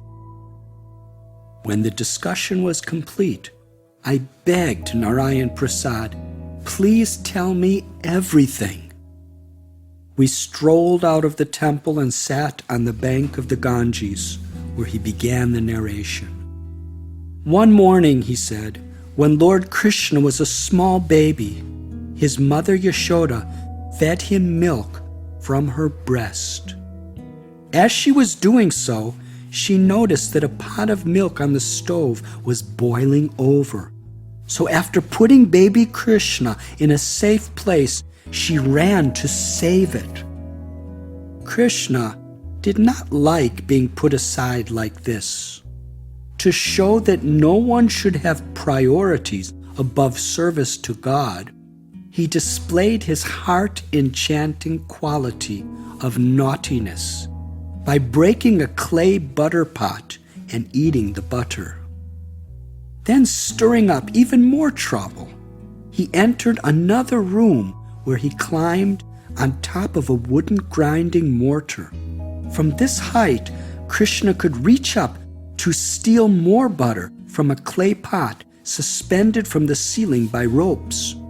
While eating, to his full satisfaction, he fed butter to the local monkeys. Meanwhile, Yashoda searched for her child. Following his buttery footprints, she spied him, feeding the monkeys while glancing fearfully from side to side. She smiled. As she tiptoed toward him, Krishna caught a glimpse of her and fled. Yashoda, overwhelmed by motherly love, chased after him, and Krishna, pleased to be conquered by his devotee's love, agreed to be captured. His little body trembled with thought of punishment. Tears fell from his eyes, pleas for mercy from his lips. He promised to not steal butter again. Because Mother Yashoda had household chores to do and wanted to protect her baby, she attempted to bind him around the waist with a silk rope to the grinding mortar. But the rope was 2 inches too short, so she tied more rope to the original. Still, it was 2 inches too short. Her friends, the gopis, or cowherd women, brought more and more rope. No matter what they tried, the rope was always 2 inches too short. Seeing his mother, smiling with uncontrollable affection and perspiring from her work with the rope, flowers falling from her hair, Krishna finally agreed to be bound by her love. In this pastime, Krishna shows us that although he is the supreme controller of all universes, he finds the greatest pleasure in being bound by the love of his devotees. To my surprise, I found myself overwhelmed with joy and begged Narayan Prasad, "Please tell me more." "That's all we spoke today," he replied simply. "But the talk was over 3 hours. Please say more." "That's all that was spoken." The next day, thrilled by the story about Krishna as a child and by the devotees' enrapt attention to the lecture, I was even more eager to hear. When the meeting ended, Narayan Prasad and I sat on the banks of the Ganges, and once again he told me the same story of Krishna stealing butter. He would tell me no more, no matter how much I begged. With a mischievous smile, he replied, "That is all that was spoken." On the third day, during the talk, the emotions of the sadhus were wonderfully vibrant with devotion. Sitting on the bank of Mother Ganges, I looked long and level at Narayan Prasad, my translator. I must hear what was spoken today. He narrated the exact same story of Krishna stealing butter that he told before. Upset, I challenged him. "Why are you doing this to me? Every day the talk goes on for 3 hours, but your story is only 10 minutes. Why do you deceive me?" "But that's all that was spoken." Anger stirred in my breast. Today I listened carefully. Not once was the name Krishna or Yashoda spoken. Now please, please, tell me. He smiled and remained calm. We only discussed baby Krishna stealing butter. Tears filled my eyes. Am I so unworthy that I am not permitted to hear? Seeing my distress, Narayan Prasad became sober. He gazed deeply into my eyes. Seeing your sincere tears, I will now tell you the reason. He paused for several minutes, then broke the silence. The first night that you came here, Ram Sevak Swami had a dream. Lord Rama appeared to him and spoke these words. This young boy is a devotee of Krishna, but he does not know it yet. You must not speak anything to him except the glories of Krishna. Vrindavan will be his place of worship. He will not believe you if you tell him this, but someday he will understand. The Ganges flowed forcefully as Narayan Prasad put his hand on my shoulder. Tears welled in his eyes as he tried to pacify me. My guru, Ram Sevak Swami, gave me an order. I am not to speak to you about anyone except Krishna. But all my life I've been a devotee of Rama. And although both Rama and Krishna are the same one supreme person who appeared in different forms at different times, the only story I properly know about Krishna is his stealing butter. He reached into his bag and pulled out a print of baby Krishna stealing butter and gave it to me. It charmed my heart. Still, I was unable to grasp what he said. Was I to worship Krishna and in a place called Vrindavan? Because I could not understand it, I dismissed the idea out of hand. All I knew then was that I aimed to return to the caves of the Himalayas. I had stayed several weeks at Ram Sevak Swami's ashram, enchanted by his gentle manner and that of his followers. The day I was leaving, I bowed down to seek the Swami's blessings. He wanted to give me a gift, but what did he have to offer? Looking around, he noticed his own walking stick, and with a tearful smile, presented it to me. I was overcome with gratitude. Although it was nothing but a crude branch broken from a tree, it was a gift of love that meant more to me than all the fortune in the world. I accepted his sacred gift, and my eagerness to do so brought him joy. He spoke in a voice cracking with affection as Narayan Prasad translated. The scripture tells us that the stick of a devotee's mercy can save one from the greatest dangers. The stick was to become my constant companion.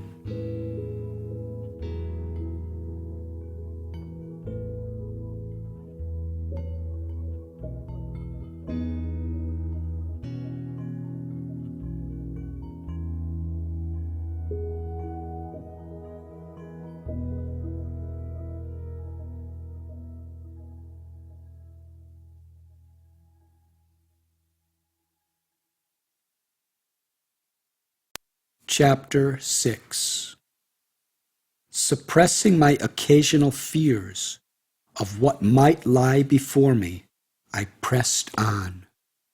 I felt that something special was waiting for me in Nepal. From Patna, I traveled by train to Raxaul, a town near the border between India and Nepal. A truck driver, his hair and clothes soiled by the dusty roads, smiled through teeth stained red from chewing spices. With a wave of his hand, he welcomed me to climb onto the cargo trailer.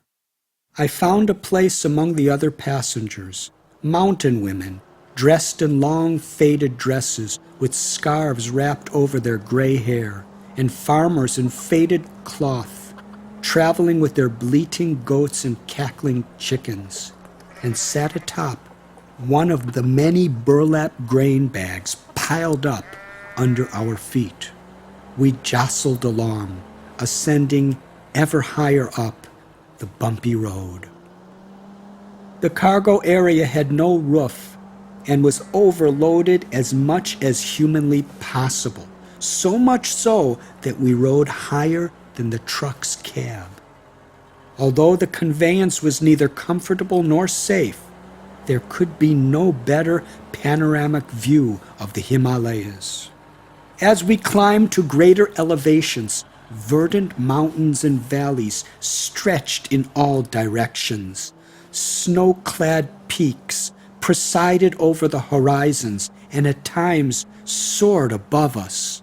My lungs feasted on the fresh mountain air, and my flesh thrilled to the touch of the crisp breeze.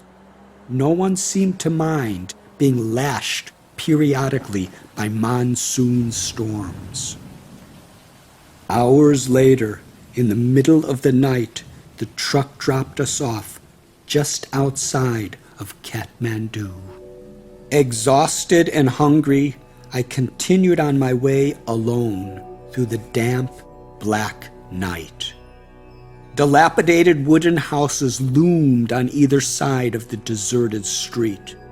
But something else seized my attention. From a distance, I could hear the mad howling of dogs. With growing apprehension, I began to recollect warnings I'd been given from wandering sadhus about the wild dogs. How by night they roamed in crazed packs. How the pack would ensnare their prey in an ever-tightening circle, ferociously attack and rip their victim limb from limb. How they would then devour the corpse on the spot. Almost as soon as I'd had that thought, an outcast dog, foaming at the mouth, spotted me alone on the deserted street. He flung his head back and pierced the sky with a howl. Seconds later, a pack of snarling dogs charged toward me. Were there 6 or 8? I was too shaken to count, but I did grasp the significance of the foamy white venom dripping from their snapping mouths. These beasts were rabid. Eyes bulging with rage, they closed in on me, howling madly all the while, intending to tear me apart. Their scrawny bodies were gaunt and nearly hairless. Their unearthly din petrified me. With foaming mouths and fangs dripping venom, they pressed in on me. To prevent an attack from behind, I pressed my back against a house, and in the darkness I prayed, "What shall I do?" Then, as if shaken from a trance, I remembered the walking stick that Radhanath Swami had given me. Wildly, I began to swing it back and forth. The horde fell back into a semicircle around me, only a few feet away. As each frenzied dog lunged forward, I whacked its snout with the Swami's stick. With the full force of my skinny arms, I struck. Growling ferociously, yet another predator leapt at me. I whacked him as hard as I could. Each of my attackers, when being beaten back by the stick, would fall back only momentarily, and then, unfazed, leap to attack again. Howls filled the night. Again and again the pack surged toward me, and again I managed to smack them down. But the more I fought, the more they escalated the siege. They could smell my flesh and blood. They could sense my exhaustion. There was no time to think. Every second I had to swing that stick with all my might. If even one dog were to get through, the horde would descend and instantly devour me. Was this to be my fate, to end as dog food? My strength was waning. Sensing imminent victory, their snarling became more fierce and deafening. They closed in for the kill, so tightly now I nearly blacked out from the stench of their breath. Feverish, despairing, I helplessly prayed for mercy. I felt utterly alone and on the verge of being killed. Just then, glancing over my shoulder, I noticed a closed door behind me. Was it locked? A single ray of hope broke through my nightmare. I quickly swung my shoulder around, twisted the knob, and pushed. The door gave way. I dove inside and slammed it shut behind me. Outside, the dogs vented their indignation by hurling their bodies against the door. Inside, it was pitch dark. Suddenly, a lantern flared up, revealing a family together on the floor, roused from their sleep. The men of the house, thinking me to be a burglar, sprang to their feet, demanding to know who I was. But I couldn't speak their language. Lifting a sword, a man charged toward me. What could I do but sink to my knees and with joined palms beg for mercy? When the host saw my supplications, he softened, and with arms stretched, pointed his finger to the door, demanding that I leave at once. But hearing the ferocious screams of the dogs, he paused and understood that for me to go outside would mean death. Still, he was apprehensive about this late-night intruder, and he stared long and hard into my eyes as if groping to size up my character and intentions. With only my expression, I pleaded for him to give me shelter. Somehow, my silent plea reached him.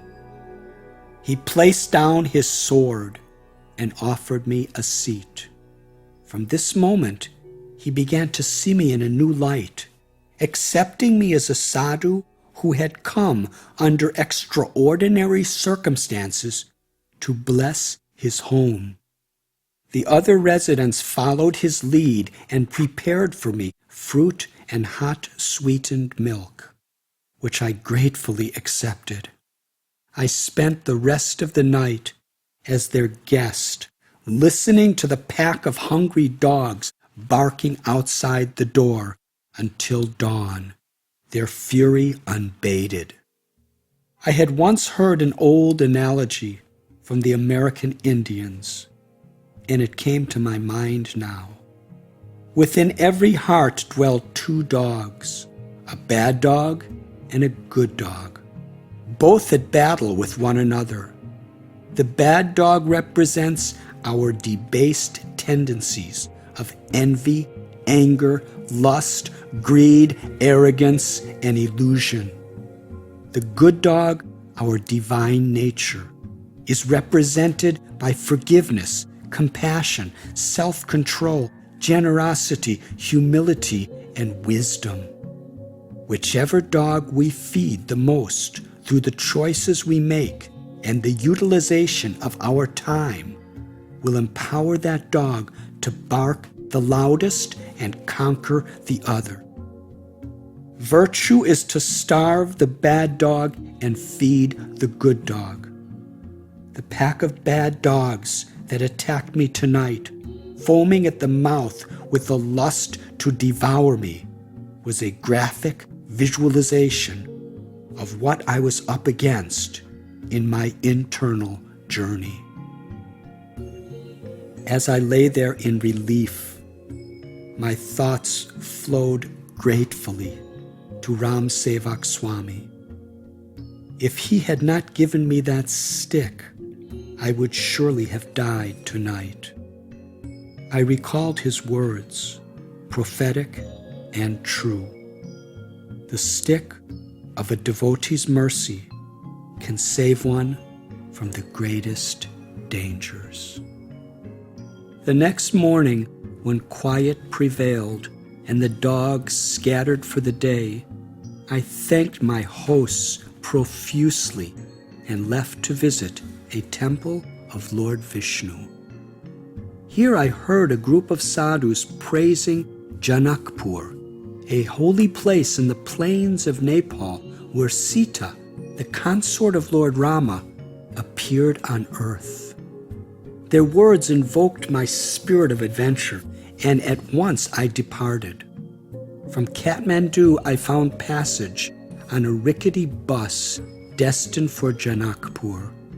Hours passed.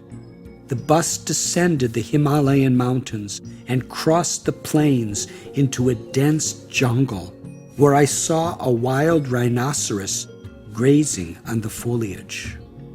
Arriving in Janakpur, I first visited Bihar Kun, a small lake in an open, quiet area surrounded by old trees, quaint shrines, and an ashram where I was brought before the Guru, Sri Vedji. He was an aged sadhu with white stubble covering his jaw and head. He was overwhelmingly kind and begged me to reside in his ashram with free meals of rice and dal each day. Sri Vedji explained to me why Janakpur was a holy place, known in the scriptures as Mithila, its glory sung in the spiritual epic Ramayana. King Janak, in preparation for a religious site, was plowing the soil here when out from the earth the goddess Sita appeared right under his plow. She became known as Janaki, the daughter of King Janak. Mithila was the first meeting place of Sita and Rama, and the place where Rama broke the mighty bow of Shiva to win the hand of Sita in marriage. By this time in my travels, the stories of God's incarnations on earth had become completely real to me. Seeing how enthralled I was, the kind Sri Vedji presented me with English translations of two Indian classics, the Ramayana by Valmiki and Ramcharitamanas by Tulsidas. They were thick volumes, and every morning I rose, bathed in a nearby lake, performed my meditation, and began my study, reading from sunrise until sunset.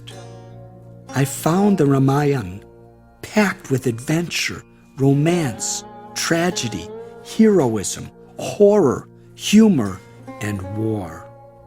But there was more to it than this. All these elements harmonized in a spirit of devotion to awaken the love of God in the heart of the reader. When I volunteered to do some chores, Sri Vedji just smiled and said, "Your reading and accepting our food is purifying my heart. What greater service can I ask for?" On an early afternoon, I sat on the main road, a dusty path, and did not see a single car or truck pass all day. This was not surprising, since giant Nepalese elephants were the common form of transport in Janakpur. On the back of each elephant, a large cargo box was secured by a rope extending around its belly. The driver, typically a small boy, sat on the elephant's neck, just behind the head, and held a stick. A heavy brass bell hung from the elephant's neck, clanging as it swung from side to side. Each elephant moved with a regal, confident gait. Elephant after elephant passed in this way, along with oxen and water buffalo pulling overloaded carts. Women strolled past carrying either baskets or earthen pots on the top of their heads, often balancing the load without their hands. Even small girls effortlessly carried big loads in this way, maintaining perfect posture. As these girls carried their loads, they blissfully sang together the glories of Sita and Rama. The peaceful life these people lived soothed my heart. I prayed that Janakpur would never change. Near a sacred lake in the heart of Janakpur sat many temples.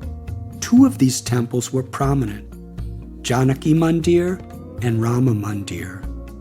One day in the court of Ram Mandir, I came upon a sadhu in his 50s, sitting on a raised platform beside the temple. With his long matted hair, beard, and mendicant's robes, he appeared peaceful and holy.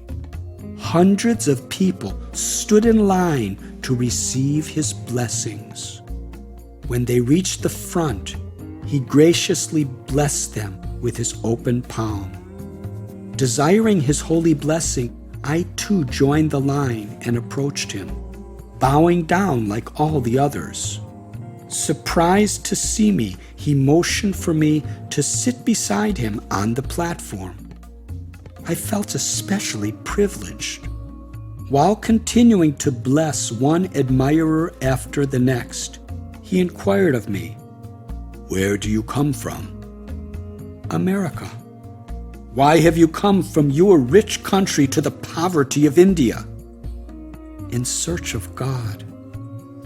He smiled at an old woman who lowered her head beneath his beneficent hand. "Why have you become a sadhu?" he asked through his smile.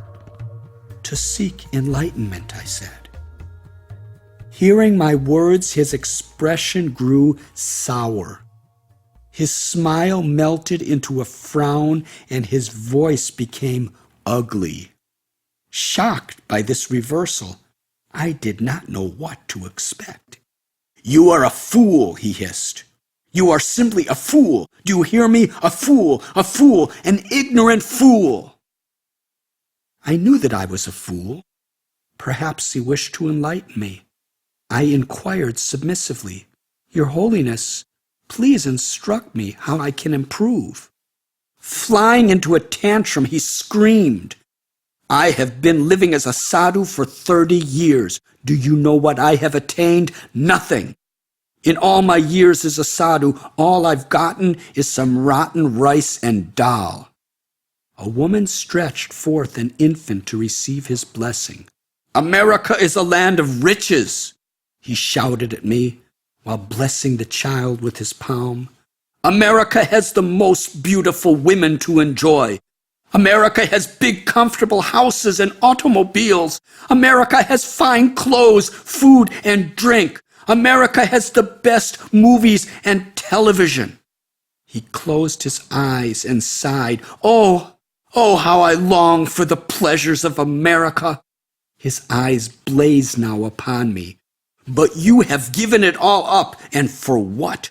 Rice and dal. I'm sick of rice and dal. You have come to this miserable place of poverty to search for God. You are a fool. There is no God. Do you hear me? There is no God. Go back to your great land to enjoy. If you don't obey me, you will lead a despicable life and be cursed with the misery." As he spewed forth these words, hundreds of his admirers were busily worshiping him. They did not understand a word of English. The whole while he chastised me, his open palm was blessing these innocent, God-fearing people. They were begging him for God's blessings while he was decrying God's existence. They honored him as an enlightened being while he was speaking of the miserable futility of his life. In a daze, I walked away. My mind struggled to understand what the Lord had just revealed to me. The man was right. America was a land of riches and comforts. But I had lost my interest in a merely comfortable life. Instead, I felt I was traveling a road that was at times easy and beautiful, at times hard, but all in search of a greater treasure than anything the material world had to offer. If this man wanted to enjoy material life, why didn't he get a job and be honest? Instead, he posed as a saint to cheat the innocent. There is always the real and the counterfeit. Hypocrisy in religion has crippled people's faith throughout history. A holy person cannot always be recognized by external appearance. The Bhagavad Gita teaches that renunciation is not for a lazy man who does no work, but for one who works in a spirit of devotion. I thought of all the people I had been meeting who lived their lives working in the spirit of devotion, and I prayed that I could be one of them. I remembered the words I had heard Srila Prabhupada speak in Bombay. Better to be a sincere sweeper of the street than a charlatan meditator. Then I thought about that poor man pretending to be a sadhu. His bad dog is barking loudly, and he's daily feeding it enormous portions of rice and dal. Chapter 7. One day in Janakpur, while sitting alone on the edge of a still lake in the early morning dawn, a peculiar-looking sadhu sat down beside me. His opening words were startling. "Beware! There are scorpions in the guise of butterflies." Shaken, I asked why he was saying this. He stared at me intently and spoke again. "Don't open yourself up to demons in the guise of holy men, or you may discover your life in ruins only when it's too late." "What are you talking about?" I asked, alarmed. "Perhaps I'll tell you another time." Abruptly changing the subject, he introduced himself as Vasudev and invited me to travel with him to a special historical place. I consented. A handsome man in his early 30s, Vasudev had the manners of an aristocrat, and his speech rang with the distinction of the Queen's English. He wore white robes which, curiously, were immaculately clean. His long, jet-black hair was neatly combed. In all my travels, I had never met such a well-groomed mendicant.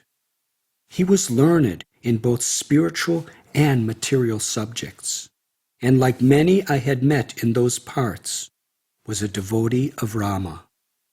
When my new friend invited me to travel by foot for 3 days to reach an obscure holy place, I agreed.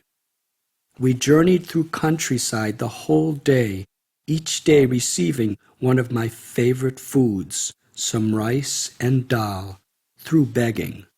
Whomever we met along the way was charmed by Vasudev's gentle nature. Vasudev insisted on doing all the cooking in an open field or forest, finding 2 rocks to form a stove and balancing the pot between them while I collected wood for the fire.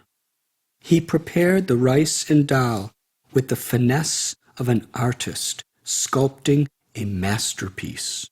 As we walked along on pilgrimage, we discussed many subjects. Vasudev seemed to know about everything. But something puzzled me.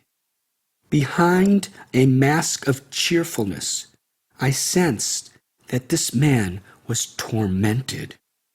yet he strained to hide his suffering and hold back his tears. And my affection for and curiosity about him grew. Strangely, one night, while we were traveling together, sleeping in a cowshed to escape the rain, I had a horrible nightmare of being attacked by ghostly beings. I wondered, why?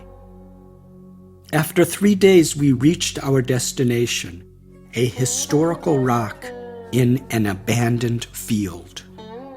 That evening, as the wind began to gust, we could taste and smell the humidity rising and knew that the monsoons were brewing an imminent downpour. We searched around for a shelter and found a small stone structure abandoned long ago. We entered and flushed out several bats that were hanging from the ceiling. They hastily flapped outside. The house consisted of nothing more than one room, about 10 feet by 10 feet, with 2 openings for what were once a window and a door. The walls were crumbling. Moss and cobwebs were the only furnishings. Once inside, we sat silently as thunder shook the earth. Winds lashed the trees, and a torrential rain poured down. Vasudev gazed at me through tear-filled eyes. He asked if he could pour out the storm in his heart. Honored that he would confide in me, I consented. Vasudev shared with me that he had been born to a well-to-do family in Calcutta and received a PhD, becoming a popular, celebrated professor. Having met other devotees, he too became devoted to Rama at this time. One day, he said, 2 distinguished persons visited my office, bringing gifts and food that they claimed were sent by their guru. After several such visits, they invited me to meet the guru. So I did. The guru knew everything about his life to the most private details and was able to read Vasudev's mind. Astounded, he accepted the man's invitation to visit him regularly. I listened intently, fascinated as ever to learn the story of how a person comes to accept a guru. One day, Vasudev continued, the guru revealed his mind. I have been carefully examining you, he said. You are young, popular, and intelligent. I need your help. I wish to initiate you into our rites. Vasudev choked back a strong emotion as he recalled these words. I told him I would think about it. His voice trailed off, and he buried his head in his palms, as if trying to bury untold miseries from the past. In desperation, he looked at me. Richard, he sighed, I don't want to pollute your mind with my horrible story, but I'm going mad. I must tell someone. May I continue? Please do. He stared out the window hole. A lightning bolt highlighted the anguish of his face. Finally, full of despair, he spoke. I commenced to do research on this man, and to my horror discovered that he was the leader of a powerful sect, a master in the black tantric arts. His eyes now penetrated mine. Do you know about black tantrics, Richard? No, I admitted. Vasudev shuddered and his voice trembled. He explained that tantric mysticism was extremely powerful and could be either beneficial or sinister. There are the white tantrics who use their powers to serve humankind, he told me. Then there were the black tantrics who use their powers to exploit people's lives for their own diabolical purposes. They gain terrible influence through unspeakable sacrifices, tantric sex rites, and yoga. This guru was an extremely powerful black tantric endowed with the power to control people's minds and manipulate their lives. In my research, I was appalled to find that at the time of the rites of initiation, he seized control over that soul for many lifetimes to come. I never went back. But Vasudev, if you got free, why do you still tremble and quake to think of him? That was only the beginning, he went on. Daily the Guru's disciples harassed me in my office, in my home, or at any event I attended. I could not escape them. One day 5 of them barged into my office and surrounded my desk. I felt like a hostage. The next moment, the Guru stood before me to claim my soul. He warned me, "It is too late. I have claimed you as my own. Surrender to me, and I will award you the pleasures of fame and fortune beyond your belief. But if you refuse, I vow to torment you till death." Boiling over with disgust, I refused his command. Cursing me, his eyes blazed with vengeance, and he stormed out. Vasudev sighed. One evening, when I returned home to my widowed mother, I found that she had fallen into his trap. Shaking with anger, she scolded, "Why have you offended that religious man? You must become his disciple." I was shocked. I tried to explain his cruel machinations, but she would not listen. The Guru and his henchmen had effectively controlled her. After some day, she threw me out of my own house, saying she would not be party to my offenses. What was happening to my world? Then, under the sect's power, the president of my college fired me. Outside, lightning struck a tree and cracked off a huge limb, crashing it down on our rooftop. We sat speechless. An explosion of thunder that seemed to shake the universe followed the devastating lightning bolt. Vasudev paled. With a faltering voice, he continued, "Homeless and jobless, I was haunted by the Black Tantric's disciples wherever I went. They even influenced the police, who refused to protect me. What could I do but leave Calcutta? By his supernatural powers, this Black Tantric knew where I was at all time and dispatched his followers to harass me. Any job he landed, they convinced the employer to fire Vasudev. And any room he rented, they convinced the landlord to evict him. He even went to a newspaper to tell his story, but the reporters would not believe him. He said, "My life was in tatters." At that moment, a large toad hopped in through our doorway.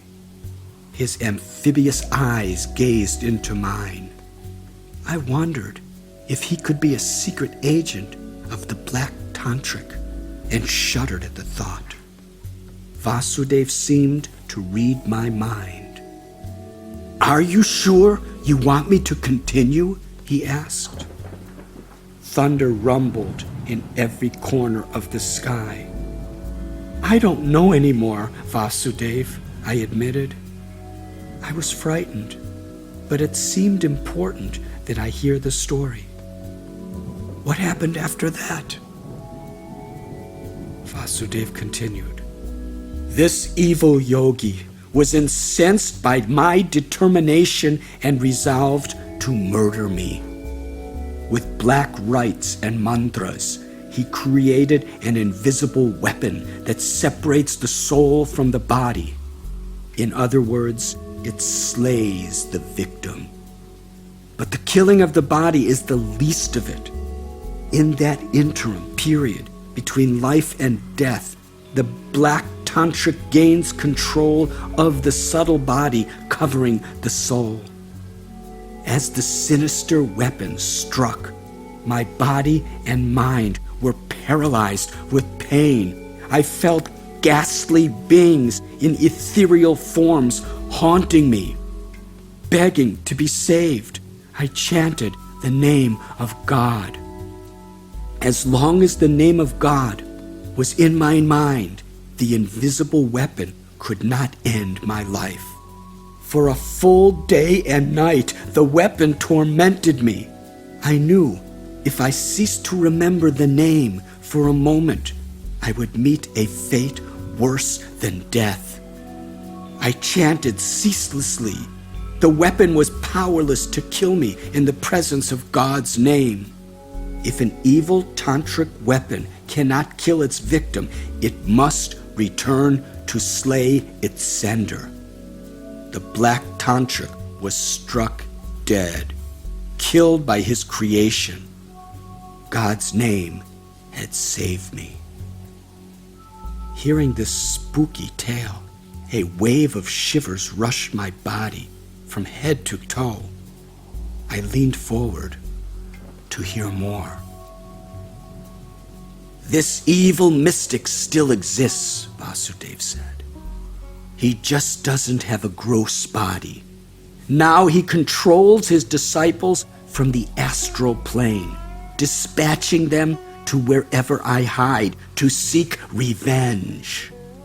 They hunt me down at all times. I cannot settle in any one place because within a matter of weeks, they terrorize me. The furious storm outside was beginning to subside. In the emerging silence, Vasudev sighed. It is for this reason, contrary to my will and my nature, that I have become a homeless mendicant. I know that if I genuinely surrender to God, He will protect me. But until that day comes, I must run and hide in the guise of a holy man. Crickets began to sing. Vasudev looked deeply into my eyes. I'm sorry to tell you all this. I've kept it to myself for years, but I had to speak to someone. Richard, I have no one to blame. It's ultimately my own doing. I couldn't understand how he could blame himself and asked him to explain. Modestly, he attributed his present troubles to his past life karma. He said, I don't know what I've done to deserve my miserable lot in life, but I know that it's justified. And I know that if I sincerely pass this test and surrender to the Lord, He will deliver me. Vasudev's trembling hand now held mine as he made one last appeal. Because you are my dear friend, I must advise you to abandon me, lest you get implicated.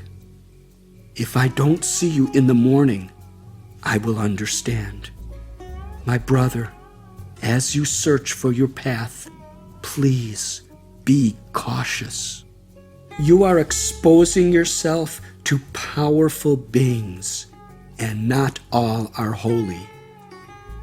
And please pray for me. We sat in silence. I could not speak a word. I knew from what I'd already observed in India that many gurus had strong powers including the power to sway followers to do whatever they asked. I was more terrified of what my companion had revealed to me than I had been of the pack of rabid dogs. The dogs I had been at least able to see and fend off. But how does one fend off the invisible forces of evil that could attack an unsuspecting person trying to follow a spiritual path? Vasudev then lay down on the dirt to sleep, with his arm as a pillow. But sleep was far from my mind. I gazed through the hole in the wall. There were stars emerging from the parting clouds, but no moon.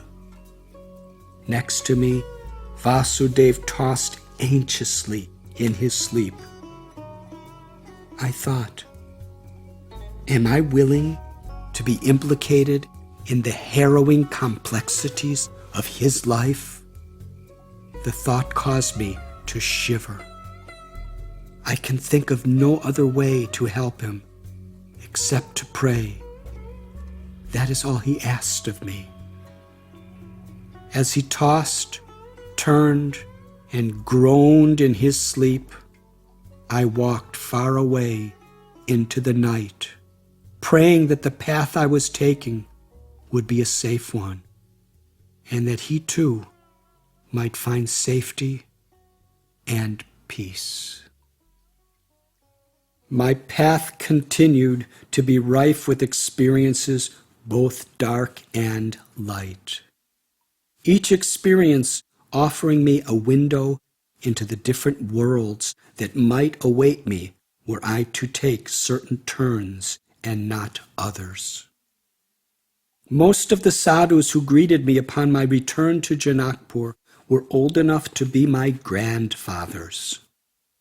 I was praying in the Janaki temple when, to my surprise, a young Nepalese student by the name Vishnu Prasad approached me. Well-dressed, with a round face and pious demeanor, he was so fascinated to see a Western youth who had taken to the life of a sadhu that he invited me to his home in the village of Brahmapur.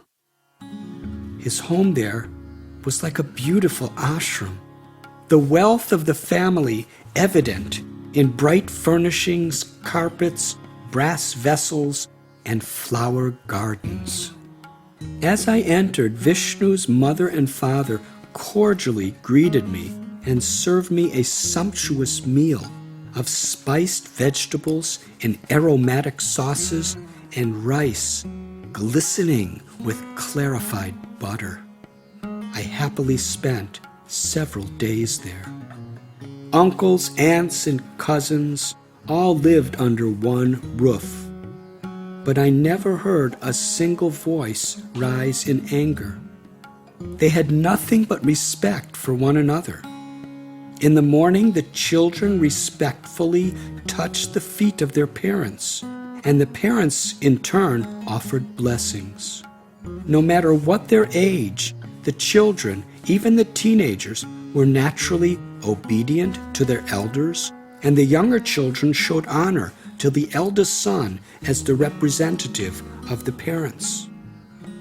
Having been brought up in the 1960s America, I experienced this teenage respectfulness as a pleasant kind of culture shock. Moreover, every inch of the house was immaculately clean, except me. I felt like a disheveled mendicant in a haven of class and refinement. My body looked quite beaten down, and taking note of this, the family gave me a medicinal balm for my bruised, cracked feet. Although they offered me my own room with a comfortable bed, I chose to sleep in the garden under an Ashoka tree. Each morning and evening, the family members would gather together for worship ceremonies in their small temple of Lord Rama, in the center of the home, where during the day the women performed various devotions. I found nothing but happiness in their home. In the evenings I sat with Vishnu Prasad in a pleasant garden among the marigolds, roses, and flower-bearing trees.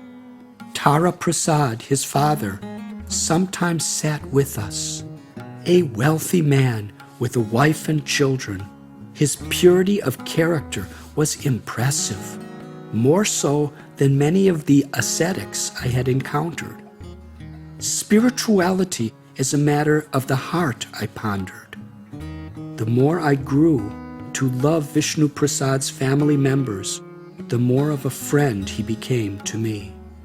From these gentle souls, I learned much about the traditions of family life in the East. Most importantly, my realization that true spirituality comes in many forms was confirmed. However, I could not stay too long in these comfortable surroundings, for I had chosen the life of an ascetic. When it was time to go, the whole family saw me to the gate. They were crying as I turned and walked off down the brick path. And so was I. Now more than ever before, the path I was choosing struck me as strewn with unseen dangers. In my passion for truth, which admittedly I couldn't fully explain, I had left the comforts of home and continued to renounce comforts along the way, pressing on despite fears that arose at the uncertainties awaiting me. From Janakpur, I traveled back to Kathmandu Valley, just below the hill of Bodhanath, 7 miles east of the city. In a grove of flowering trees, I meditated. Opening my eyes, I looked up into a magnificent rainbow arching over the entire Himalayan valley that glowed against an indigo backdrop of monsoon clouds. I took a deep breath, drinking in a breeze of cool, earthy air. Soon, stomping footsteps nudged me out of my dreamy state and drew my attention to a European tourist marching through the field and carrying a large bag of groceries. Well over 6 feet tall, blond, with muscles bulging from beneath his t-shirt, he had the physique of a bodybuilder. Suddenly, from out of the forest, a gang of brown monkeys surrounded him. Although each monkey was only a fraction of his size, they knew how to find his weakest point and attack. They snarled and bared their teeth, threatening him with intimidating gestures. While holding the groceries in one of his massive arms, he hoisted a sizable rock in the other, and whooping like a warrior, threatened to pulverize the little bandits. But the monkeys were unfazed and only snarled louder. They took small leaps toward their target, succeeding in attacking his mind. Paralyzed with fright, the Hulk could only tremble like a scared child. Finally, one of the little monkeys stalked right up to him and seized the grocery bag from his hands. He didn't even resist. While the monkeys clustered around the bag to devour the groceries, they paid no heed. Reduced to a bundle of nerves, the He-Man slipped away. Seconds later, a skinny little Nepalese boy of about 8 years old appeared on the scene. The gang of monkeys had just begun feasting on their booty, but stirred with apprehension upon seeing the tiny boy.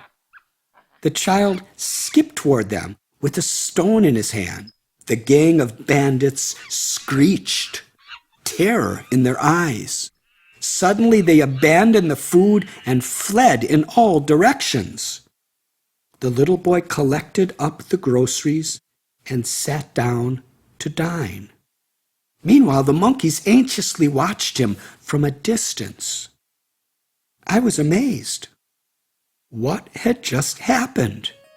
That playful boy was hardly the weight of one bicep of the Herculean European. The monkeys were unfazed by the threats of the giant because they sensed fear in his mind. But they feared the child because he had no fear of them. What did this mean for me and my ever-narrowing path to God? I thought of the pack of wild dogs and of Vasudev's frightening tale of evil black tantric. I considered my fear of coming under the spell of an unscrupulous guru were I to choose too hastily. But I could see how fear could block my progress. We are vulnerable to defeat when our minds succumb to fear. The foreigner was unfamiliar with monkeys, but the Nepalese Tat had lived around monkeys all his life. So we fear what we don't know. Through knowledge of our spiritual nature and sincere faith in God, we can overcome all fear. Please, Lord, bless me with such courage as I find my way to you. As I pondered these thoughts, the smiling boy ran right up to me and offered some bananas from the grocery bag. The monkeys chattered with excitement, marking me as a prospective victim. They made me realize that I had more in common with that European than I would like to think. Feeling I had a long way to go on my path to reach the innocent, fearless faith of this child, I politely declined. While wandering in the forests, I came upon Sitaram Baba, an extraordinary soul whom I fondly remember as the Standing Baba. A bearded man of 62 with large brown eyes and a rugged complexion, Sitaram Baba wore a simple one-piece pullover of burlap from neck to ankles. When I asked him why he wore only burlap, he replied that the coarse, itching texture of burlap kept him always in an uncomfortable condition. This, he said, helped him to always seek comfort in remembering Rama. Even more amazing to me were the wooden splints he kept tied around his ankles. Strange as his appearance was, he immediately treated me with the love of a father for a son. Like yogis I had met in the Himalayas, Sitaram Baba followed extreme vows, far beyond the vow of celibacy. He vowed to always stand on his feet and never sit or lay down. That is why he wore wooden splints around his ankles to support his body. For almost 50 years he had observed this penance. Along with his begging pot and prayer beads, he carried a rope and a wooden plank that he would hang from a tree branch like a swing. At night, he would lean on this and sleep standing up. He also followed vows to never sleep inside walls, and besides, being a vegetarian, never ate grains or beans. I witnessed the severity of this dietary vow. Wandering mendicants typically subsist on inexpensive foods that people give easily in charity. Foods such as rice, dal, or rotis, unleavened wheat bread. all of which contained grains or beans. We wandered together. Every day, Sitaram Baba would blissfully beg rice and dal for me, collect wood, and build a fire under an improvised stove made of rocks, all the while standing or squatting. When the food was cooked, he lovingly offered it to a picture of his beloved Lord Rama, with prayers and mantras, and then gave it all to me. But I was curious. What did he eat? During my stay with him, I never saw him eat anything more than a handful of cheap peanuts given to him while begging. That's all he could collect that wouldn't violate his diet. Yet he was so happy to take pains to feed me nicely. He would explain that to show love for God, one must affectionately serve his children. One day, when Sitaram Baba received a few vegetables while begging door to door, I was overjoyed. Finally, here was something for him to eat besides raw peanuts. My heart sank, though, when he served my meal, and I saw that he had cooked all of the vegetables into the rice and dal and kept nothing for himself. He was joyful. Fascinated, I scrutinized him, but I found nothing artificial about him. He was utterly sincere in his devotion. I once asked Baba, "Why do you follow such difficult vows?" Meekly he replied, "It helps me to be focused on my spiritual practices. But I am happy." And amazingly, he really was. Early one morning, before the light of day, I sat under a tree in the forest while contemplating this amazing person. I could not understand his strange vows. They seemed excessive and even unnecessary. But still, he had attracted my sincere love and trust. It is said that artificial austerity makes the heart hard. But his heart was soft and filled with humility, compassion, and devotion. Lord Jesus said, "You can judge a tree by its fruit." Although his appears to be a very strange tree, the ripened fruits are sweet. In Sitaram Baba's company, a question brewed in my mind.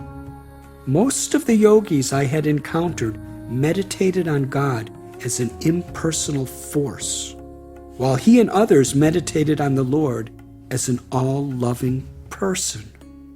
Ram Sevak Swami served Lord Ram in such a personal way. Srila Prabhupada, too, expressed genuine love for Lord Krishna as an all-attractive person. Did this contradict the beliefs of those yogis who strove to merge their souls into a supreme impersonal oneness? Did it conflict with the practice of Buddhists who strove for a perfection of a qualityless nirvana? As a child, I had naturally prayed to God in a personal way, but as I studied philosophies, I found more and more leanings toward God being an all-pervading existence. While strolling together down a forest path one day, I inquired of Baba, "Is God ultimately impersonal or a person?" Coming to an abrupt halt, his bushy brown eyebrows tightened and his face, marked with deep furrows of a rugged life, cringed. He sighed. "How could our Lord have less personality and form than we have? He has everything without limit."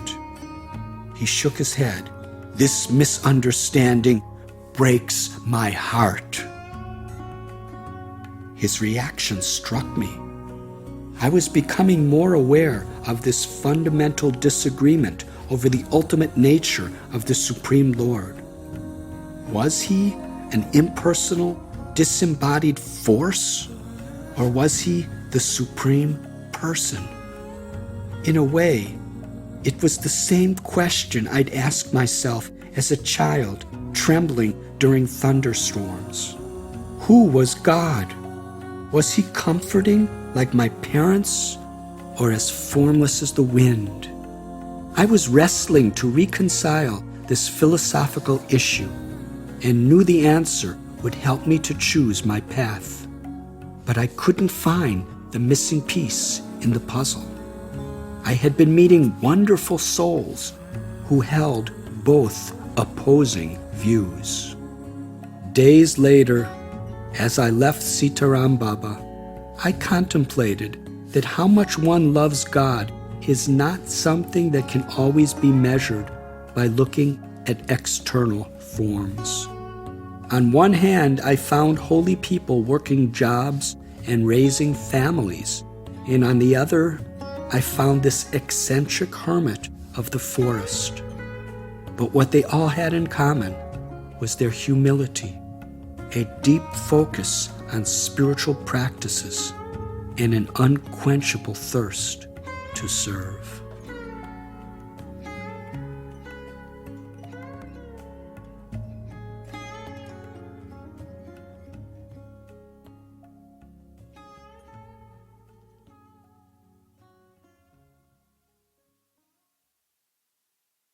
Chapter 8.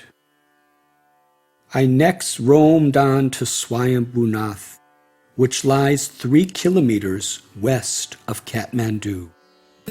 Surrounded by a vast expanse of rice paddies, this beautiful hill is crowned with the Monkey Temple, an ancient Buddhist temple covered by a wide dome called a stupa and said to be built 2,000 years ago. The 8 eyes of Buddha on the base of the spire observe the 4 directions. These eyes were about to see something amazing. For no apparent reason, one morning I had an urge to walk to Kathmandu, so I left my reclusive abode on the mountain, wandered on foot to the city, and meandered through the streets and markets for a short time. Then I began to walk back to Swayambhunath through a long stretch of rice paddies, with its rich greenery and snowy Himalayan peaks piercing the sky. Kathmandu Valley is like a heaven on earth. As I walked along the narrow bank that enclosed the swampy paddy fields, tiny raindrops began to fall. Dark blue monsoon clouds thickened in the sky, obscuring the sun and promising to send down torrents. As the drizzle grew to a light rain, I looked around for a shelter, but saw not a single tree. Nothing but rice paddies stretched in all directions. Then, at a distance, I beheld the figure of what appeared to be an elderly man carrying an umbrella over his head. Hoping to share his umbrella, I scurried along the thin paddy border to catch up with him. The path was narrow and slippery, so I could not walk beside him. Instead, I nestled in behind. Struggling to keep under the umbrella, I repeatedly slipped down toward the soupy mud of the paddy. Meanwhile, the umbrella carrier never once turned around. Perhaps he was intimidated by my intrusion, or maybe he was concentrating on not falling into the pools of mud. In this anonymous way, we 2 strangers walked along together through the deserted and soggy fields for some time. 2 men alone in a vast paddy field, we shared a single umbrella as the monsoon poured down torrents. 10 minutes later, when the storm subsided, I offered thanks to the stranger. He turned around now for the first time to have a look at my face. Our eyes met. We were thunderstruck. Our mouths dropped open and eyes filled with tears. How could this be? For a moment, we stood motionless in a place outside of time. The umbrella dropped into the mud. "Gary!" I cried. "Monk!" Under the monsoon sky, hearts bursting with joy, we embraced. "We're together again," I said.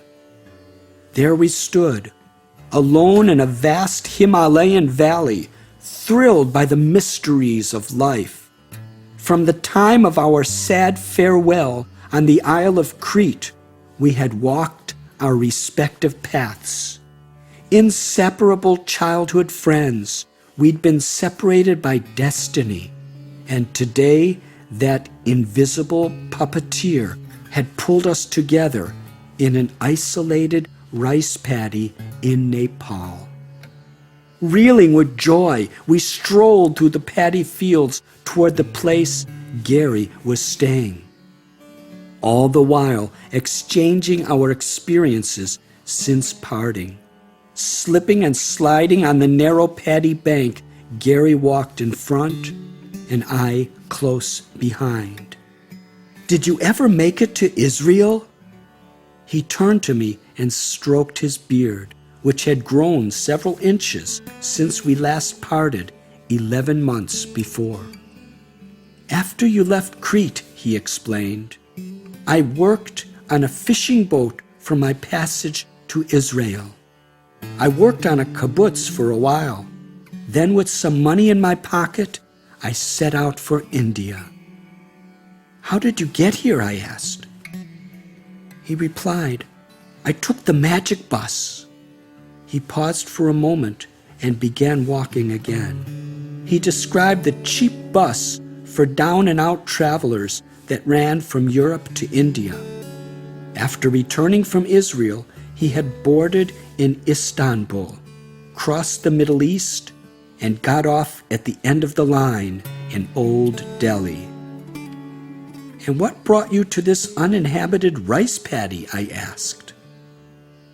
"The sweltering heat of Delhi was too much," Gary told me, still trembling with excitement. "So with some friends from the magic bus, I came up to Kathmandu Valley and found a little house in the countryside. We approached the village and left behind the narrow borders of the rice paddies. I walked side by side with my old friend.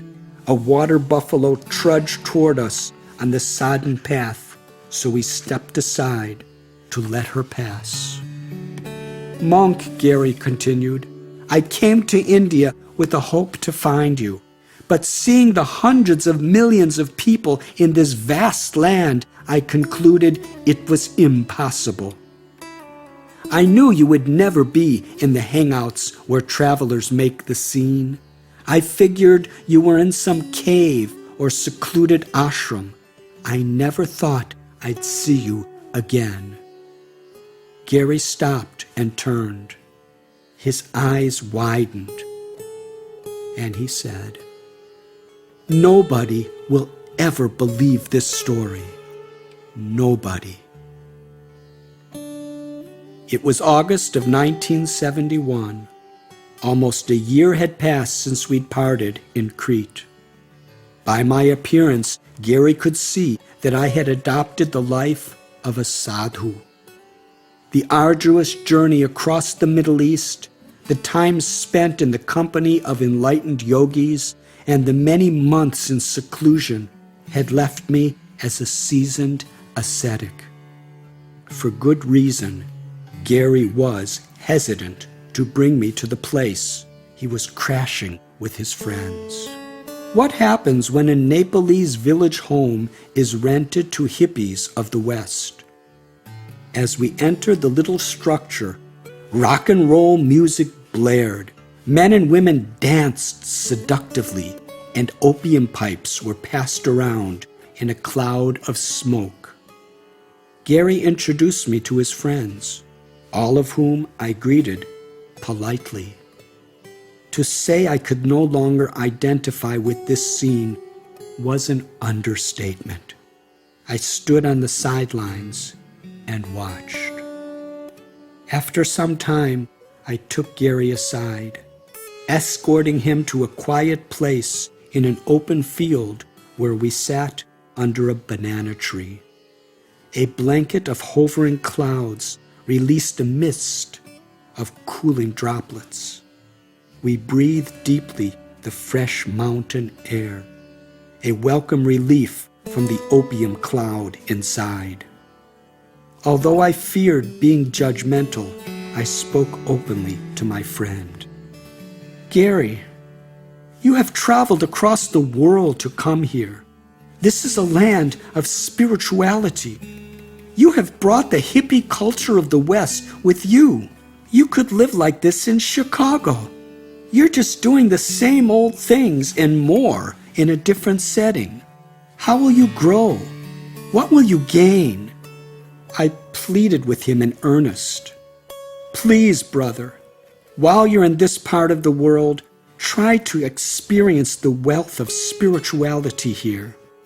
If you agree, I'll take you to the holy places and teach you the life of a sadhu. Gary looked far into the horizon. Let me think about it. Come on, Gary, I pressed. Don't you remember when you begged me to go to Europe with you? I dropped all my plans and did it. Now I'm pleading with you to come to the holy places with me. I loved my friend, and it pained me to see that he came so far and was missing this precious opportunity. The next day, Gary said goodbye to his friends and entered into the school of spiritual mendicants. Together again, we began exploring the meaning of life by meeting new people in new places. But this time we followed traditions that were long ago established by enlightened beings. Day by day, I taught my old friend how to survive in India as a spiritual seeker. How amazed he was to learn the method for hitchhiking in India, jumping into the window of a moving third-class train. I also shared with him the art of begging for simple food and dressing like a sadhu. An elderly Swami informed us about a pilgrimage to Amarnath, a famous cave situated high in the Himalayas of Kashmir. He said that any soul fortunate enough to complete the rigorous pilgrimage would be awarded great spiritual merit. Gary was ripe and ready for the adventure, and so was I. We set off. On the road again from Kathmandu, we returned to India, riding in the back of a truck to Raxaul and then on to Patna, where I introduced Gary to Ram Sevak Swami. Swami was thrilled to see me again and still carrying the stick he gave me.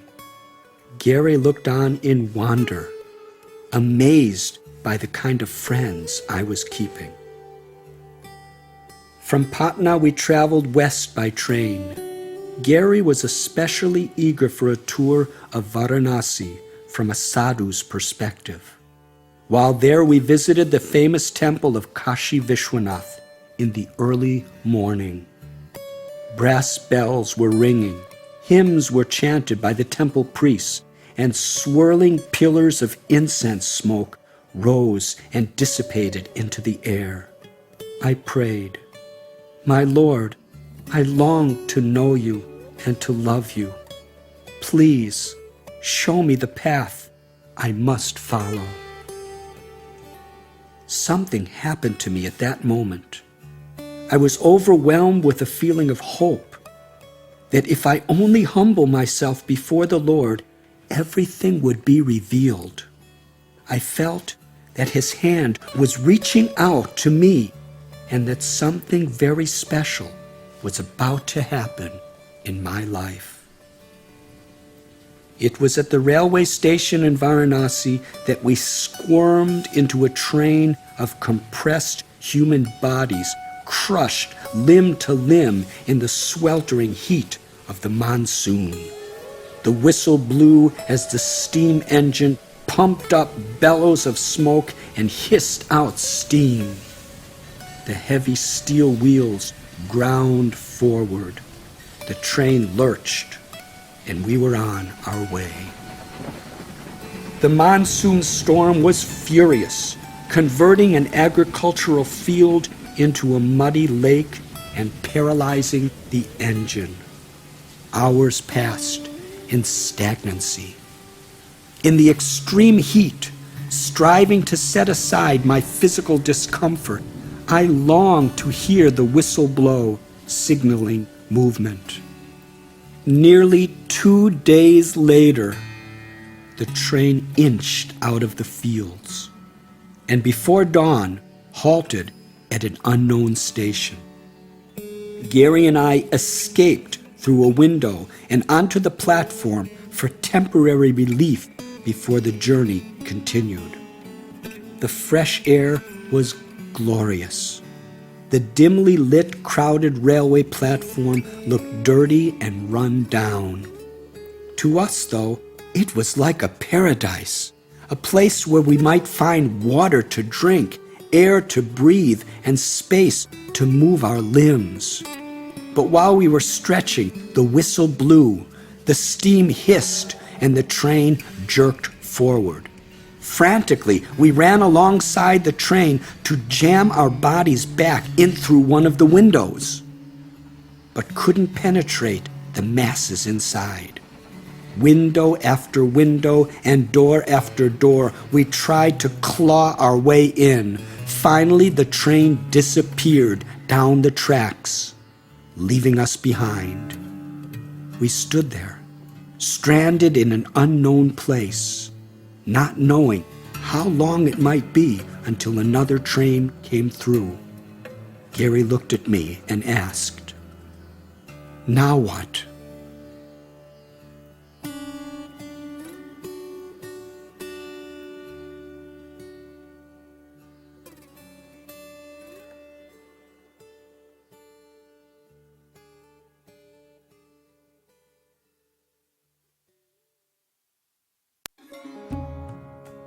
Chapter 9. It was about 5 o'clock in the morning, and dawn was just emerging. Not knowing where to go or what to do, I stood with my friend on a railway platform, which bustled with crowds who came off the train and hundreds who wrestled to get on. Amid it all, a strange comfort arose in my heart. It was similar to that feeling I had while praying in the temple of Kashi Vishwanath, a feeling that something special was about to happen in my life. There appeared to be a jovial mood in the crowd. Gary and I looked at each other, and remembering the flower that had determined our route through Europe, decided to stay put for the time being. After some time, the station became quiet. I saw some sadhus sitting some distance ahead in a circle on the platform. I gestured to Gary to wait, and I approached them. "Excuse me," I inquired. "Where are we?" Saying nothing, a sadhu stared up into my eyes as if he had been waiting for me. Rising to his feet, he broke the silence. "This is Mathura, Lord Krishna's birthplace, and today is Janmashtami, Krishna's birthday." On their invitation, Gary and I walked with them to the place where the Janmashtami festival was being celebrated. As we approached the main gate, one elderly sadhu turned to me. "Do you know about Lord Krishna?" "Not very much," I admitted. I knew little more than he was the blue boy in my picture, that his name appeared in the mantra Mother Ganges had let me hear, and the story of how he broke the clay pot and fed butter to monkeys as a child. "Could you tell me more?" I asked. His face lit up with enthusiasm as he repeatedly rubbed his beard and began. "Krishna is our name for the one God of creation. He is without beginning or end, unborn and undying. The Lord resides in his supreme abode. But by his sweet will, he has taken birth in this world many times and in many forms throughout human history, all to show us the way out of suffering and into spiritual happiness." The sadhu pointed into a huge courtyard teeming with throngs of pilgrims. "In this spot," he said, "Lord Krishna first appeared on earth 5,000 years ago. Come, please join us in the celebration." What I saw inside spurred my curiosity. A massive mosque towered over a tiny underground temple for Krishna. "Is there some reason there is a mosque at Krishna's birthplace?" I asked our self-appointed guide. Previously, this was the site of the Adi Keshava Temple, one of the greatest monuments in the world. But in the 17th century, the Mughal Emperor Aurangzeb destroyed it and built a mosque in its place. "Why?" Gary asked. The sadhu shrugged his shoulders to convey his helplessness. "I suppose this was his way of showing the superiority of his religion and his power over the subjugated Hindus." A hopeful smile crept back onto his face. "But there is a plan to build a majestic temple for Lord Krishna just beside the mosque. Soon it will rise. Anyhow, this place is sacred regardless of what man does to it. Now let us go in and celebrate." The mood inside the courtyard was indeed one of celebration. Thousands of worshippers stood in line to enter the small underground temple of Lord Krishna, and legions more gathered above. In every direction, people were celebrating. Hundreds danced and chanted to live music played with drums, flutes, and cymbals. Elderly scholars claimed their places and lectured to their followers, and on a makeshift stage decorated with bright-colored cloth, strings of flowers, and painted backdrops, stage actors in extravagant costumes relived the story of Krishna's advent. Meanwhile, priests poured oblations of clarified butter into a sacred fire while chanting mantras from the Vedas, or ancient Sanskrit holy books. Smiling and singing, devotees tossed colored powders on one another as they roamed about from one event to another. We even saw Hindus with clay markings on their foreheads and bearded Muslims wearing their traditional caps, laughing and dancing together, absorbed in the festivities. The recluses celebrated too, sitting on the sidelines, softly chanting and fingering their prayer beads. During the festivities, lectures, songs, or conversations, I frequently heard devotees say the word Vrindavan. I could sense how dear this place called Vrindavan was to them. We spent all day absorbing the wonderful sights and sounds of the birthday celebration. As midnight approached, swarms of people streamed through the lanes that led to the Yamuna River, crowding into the Dwarkadish temple near its banks. According to the scriptures, It was at midnight that Lord Krishna appeared in the city of Mathura. Now everybody waited for that moment. Although the temple was already packed with thousands, a steady flow of thousands more managed to stream through the door.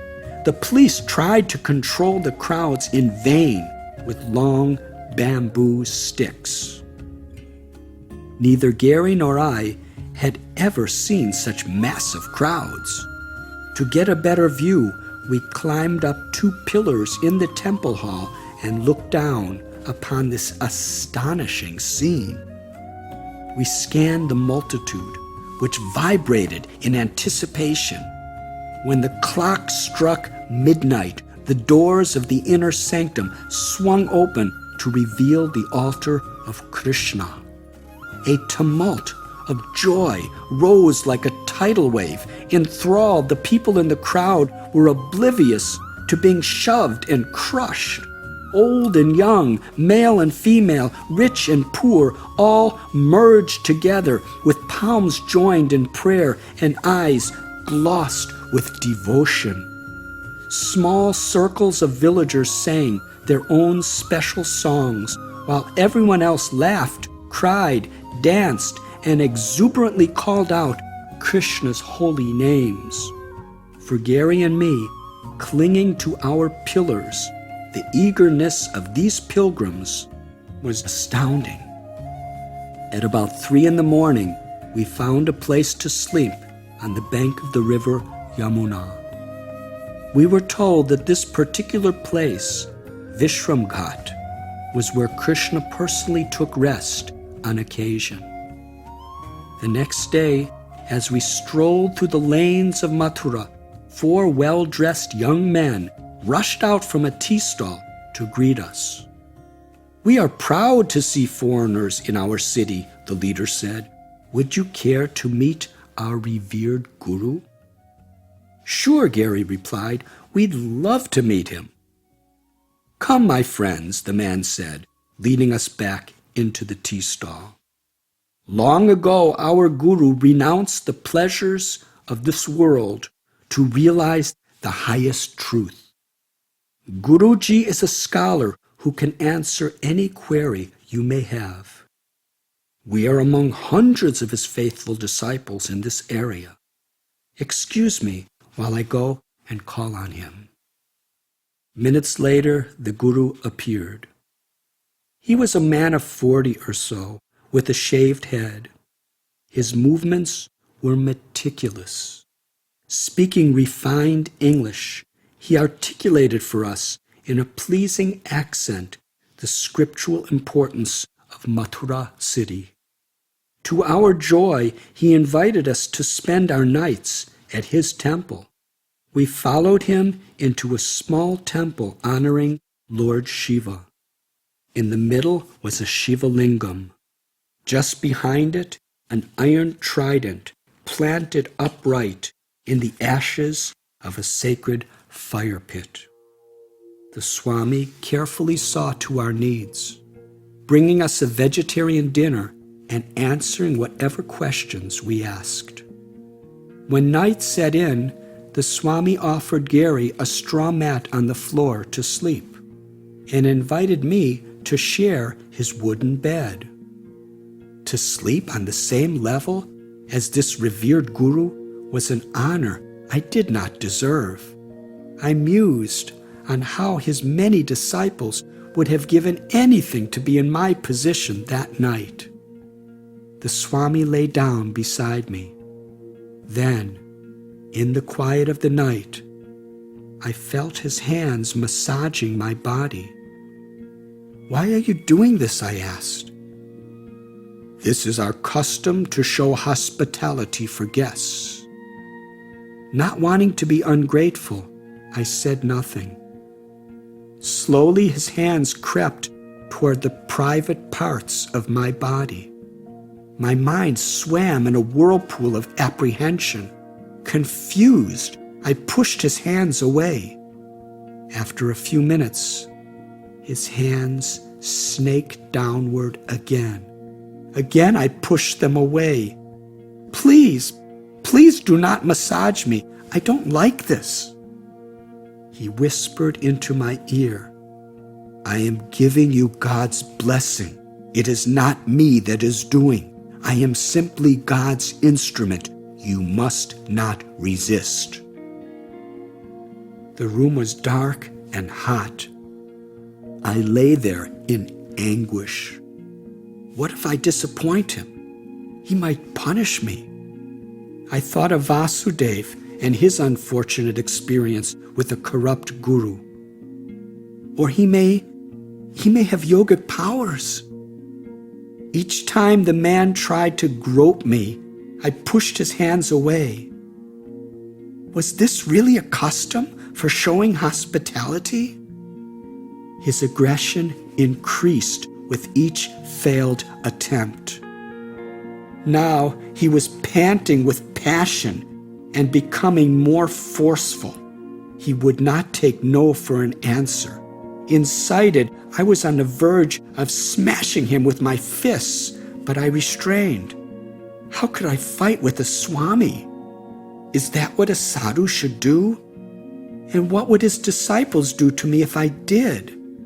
Perspiring profusely in the sweltering humidity of the monsoons, I lay there and prayed to be saved from this horrible situation. Then I made up my mind. Shoving him away, I jumped to my feet. Infuriated, he embraced me tightly, but I wriggled my way out, pushed him away, and fled.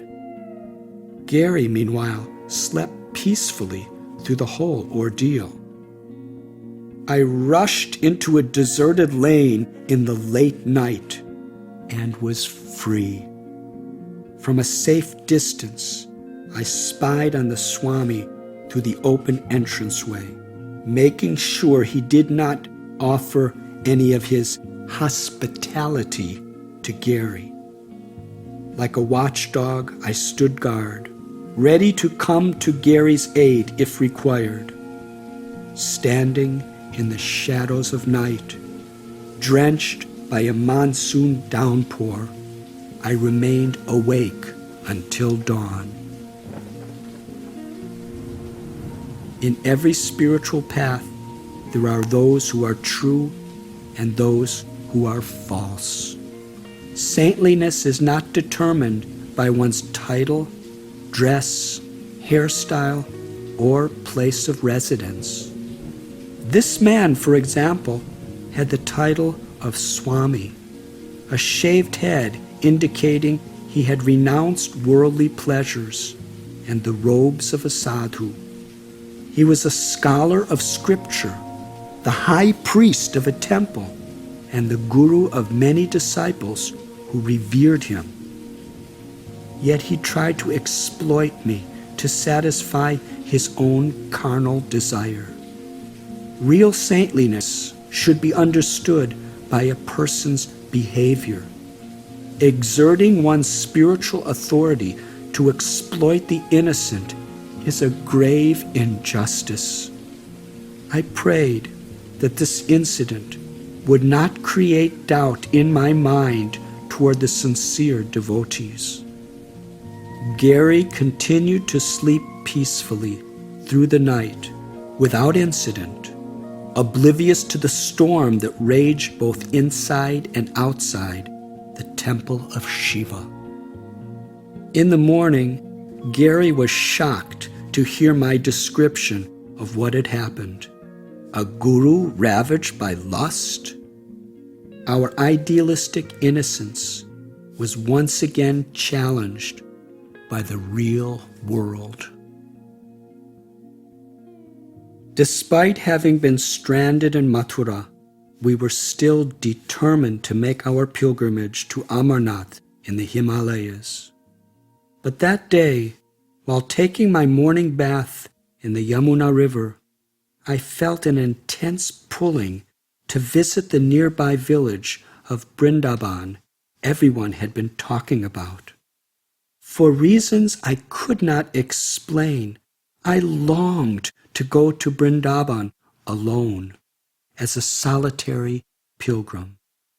Gary agreed to meet me there the next day, at which time we planned to resume our journey to Amarnath.